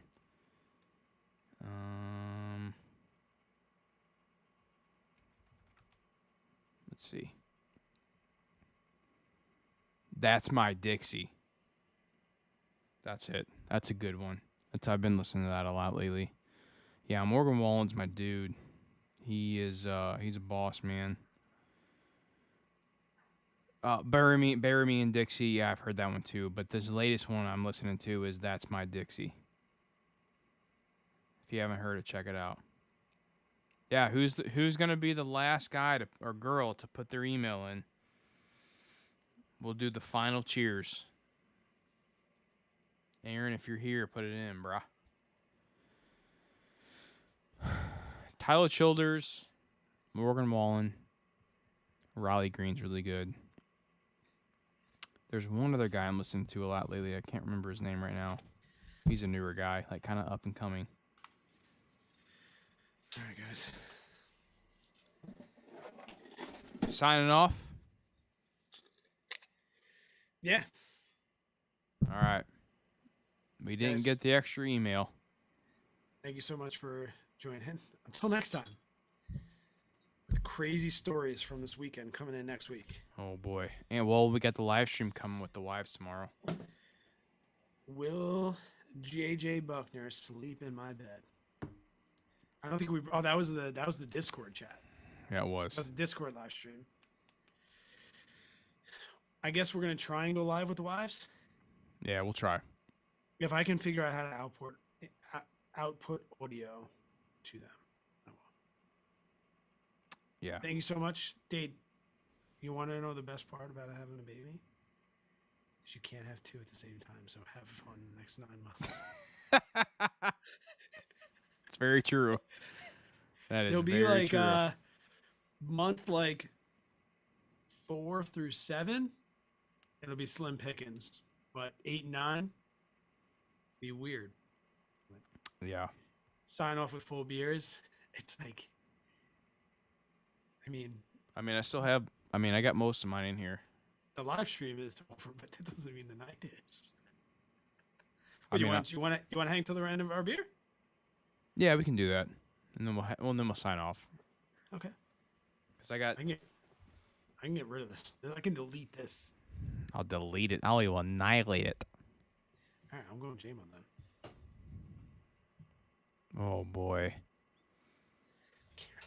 Oh boy. It's one of those live streams. Well, I mean, if we're just sitting here, like, right? Yeah. Who has ice cream without putting some sprinkles on top? When the f did we get ice cream? What? Never seen that? Nah. Oh, dude. What is it? The Ringer with Johnny Knoxville. He acts like he's in the Special Olympics. When the f did we do ice cream? Speaking of which, are you into the Jackass? Like, are you pumped for Jackass 4? I'm excited. I wish Bam Margera was in it, to be honest. Nah, dude's a train wreck. F that dude. Nah, he ain't that bad. He's a drummer. He just got a little screwed up when his best friend died, dude. Like, cut him some slack. Not to pull the pity party card, but I've been there, and that doesn't mean you need to be a dirtbag. They were all of his.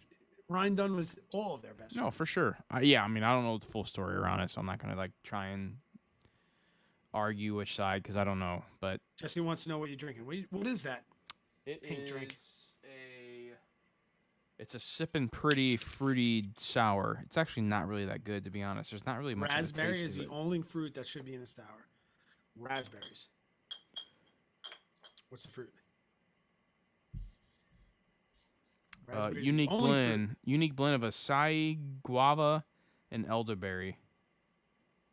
And balanced with a Acai? delicate addition of Acai Himalayan berries? pink sea salt. Oh, it's a goza. Look on somewhere on there. Does it say GOSE? It says GOFUCK yourself. It does say goza on there. Yeah, it says. Yeah, that's what it says. I don't know. It's weird. Goza means a salt. What does that spell? Salt goza. No, I'm serious. No, I'm serious. There's really not a really good taste of this thing. It's like kind of Does bland. it say? Brian on before we sign off. We'll bring him on for a couple minutes and we'll sign off. I don't Okay. see Goza. What's the beer? It's from Odell Brewing Company. Oh, from Colorado. Odell what? Fort Collins, Colorado. Odell Yeah, they're from Brewing Fort Company. Collins. Yeah, but what's the name of the beer? Odell what? Sippin' pretty fruited sour. Stand by.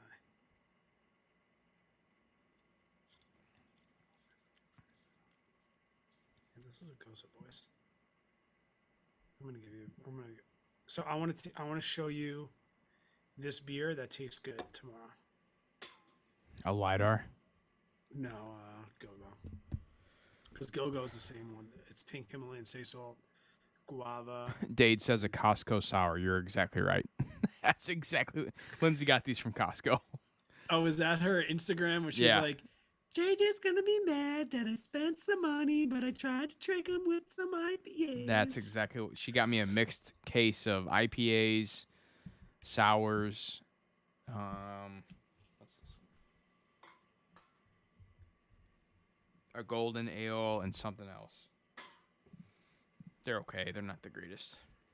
You want to get the Hun in here Yeah, bring them on. and Dade? Yeah. Anybody And- else? I'm sending out invites. Let's call. Let's Yep. call together. Last call, because I know we got literally like a 30-second delay. But if you guys want to hop on this live stream, we like to finish it off with a quick cheers.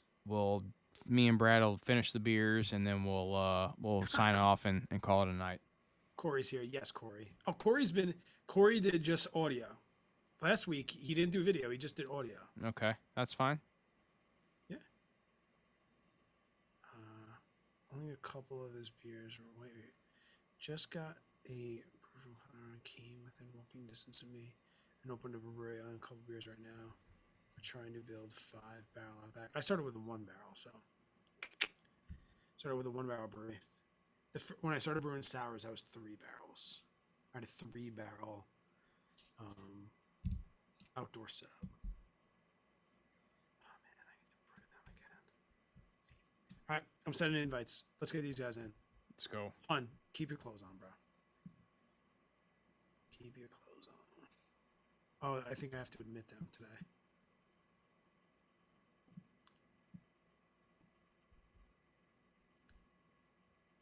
Did you guys get the invites?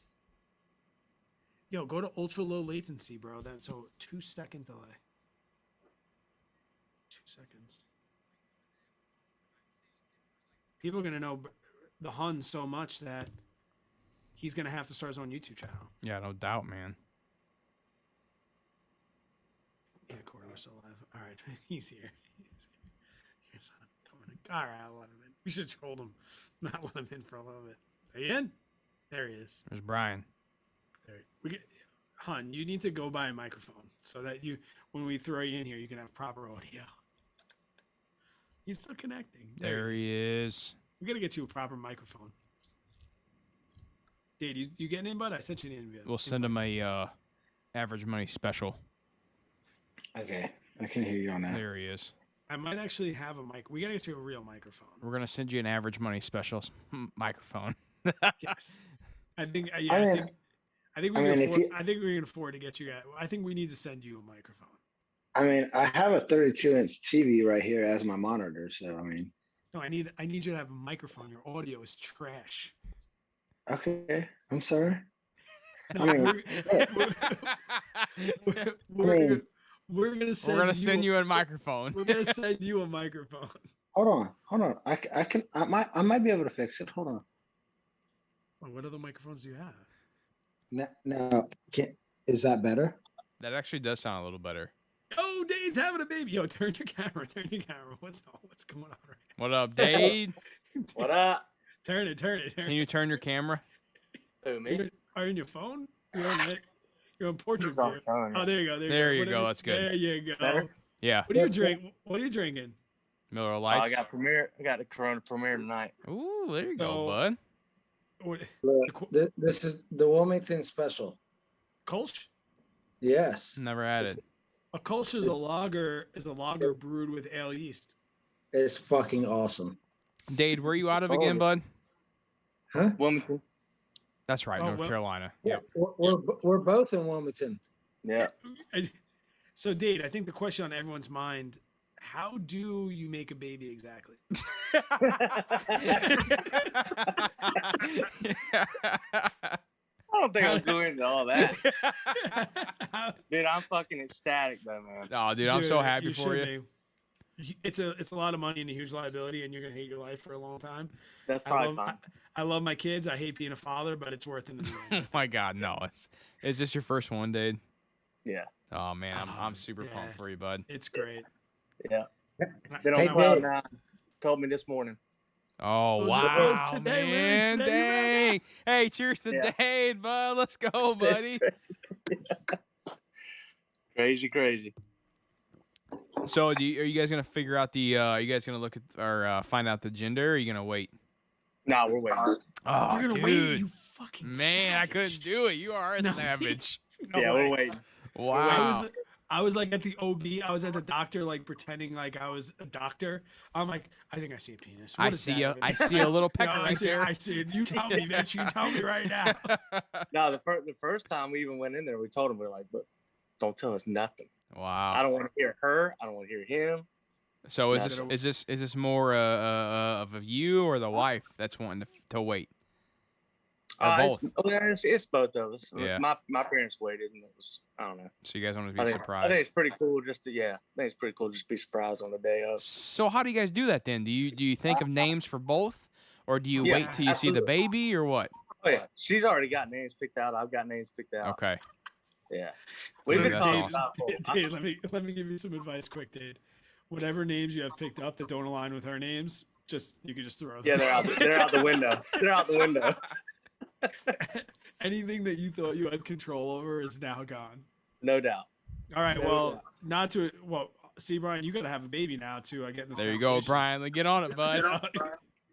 Well, we're probably gonna have to adopt. Okay. Well, hey, That's all good. Well, hey, John, a good buddy of ours and former John guest on the Scholler. podcast, just adopted. Hey, man, doesn't matter how they come into the world. It's how you raise them into this world. But That's right, man. Jesse said, "Are we chugging the rest of our beers? I can finish it. I don't have Hey, much. Dave, You always Hey, have like can- one sip. Go ahead. can I say something to Dade? Go ahead. Dade, we need to hook up because we live in the same town. Yeah, man. That's Like, hey, that. you guys could be the first ever average money meetup. The first Yeah. average. Dude, that'd be awesome. Just make sure you tag average money so we know. That you guys- Please. Well, yeah, without average money. Well, maybe that's the next place we go to, Brad, is good old Wilmington, because I got family out there too. We've been Or talking just about going. just go to Twitter. My number's on Twitter.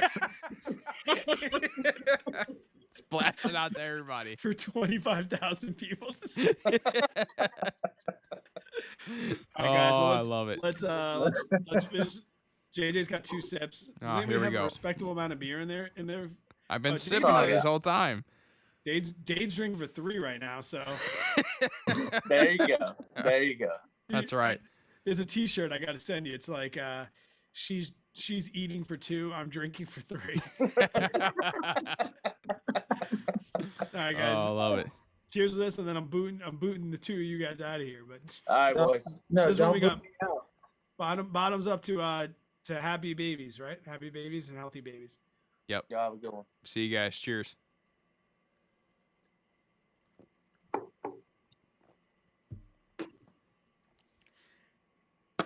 Excuse me. Cheers. See you, Dave. Take it easy. Y'all have a good one, man. You too, bud. And congrats again, dude. Man, I love it. I love this Oh, community, the dude. excitement of being pregnant, that would now terrify me. Yeah, with me too. Luckily, be I got the boys snipped, so we're safe. All right, guys. Well, hey, real quick, Brad, I'm gonna wrap the live stream up, guys. I appreciate it big time. Everyone who joined the live stream, it's been a great time. We will most likely be live tomorrow with the wives. Excuse me, live on the channel. You guys will get to listen in. I don't know how active we'll be with the chat. Maybe once the podcast is over, if we have time, depending on reservations and where we're at, we may be able to interact with the chat. But we will. I think we'll be very transparent on that. We'll be like, guys, it's just we can't handle Yeah. the chat. But I think going live would be fun for sure. So we'll maybe we'll schedule it tomorrow at the beach, and if we can do it, we can do it. If not, whatever. But We'll try our best. yeah. But guys, we appreciate it big time. Everybody If have we a don't good do rest. it, if we don't do it, it's really because the wives are like, please don't. Yeah, that's true. They want us to edit Because- out everything bad. Happy wife, happy life. That's right. All right, guys. Take care. Have a great rest of your week. Good weekend, and we will see you next Wednesday. Cheers.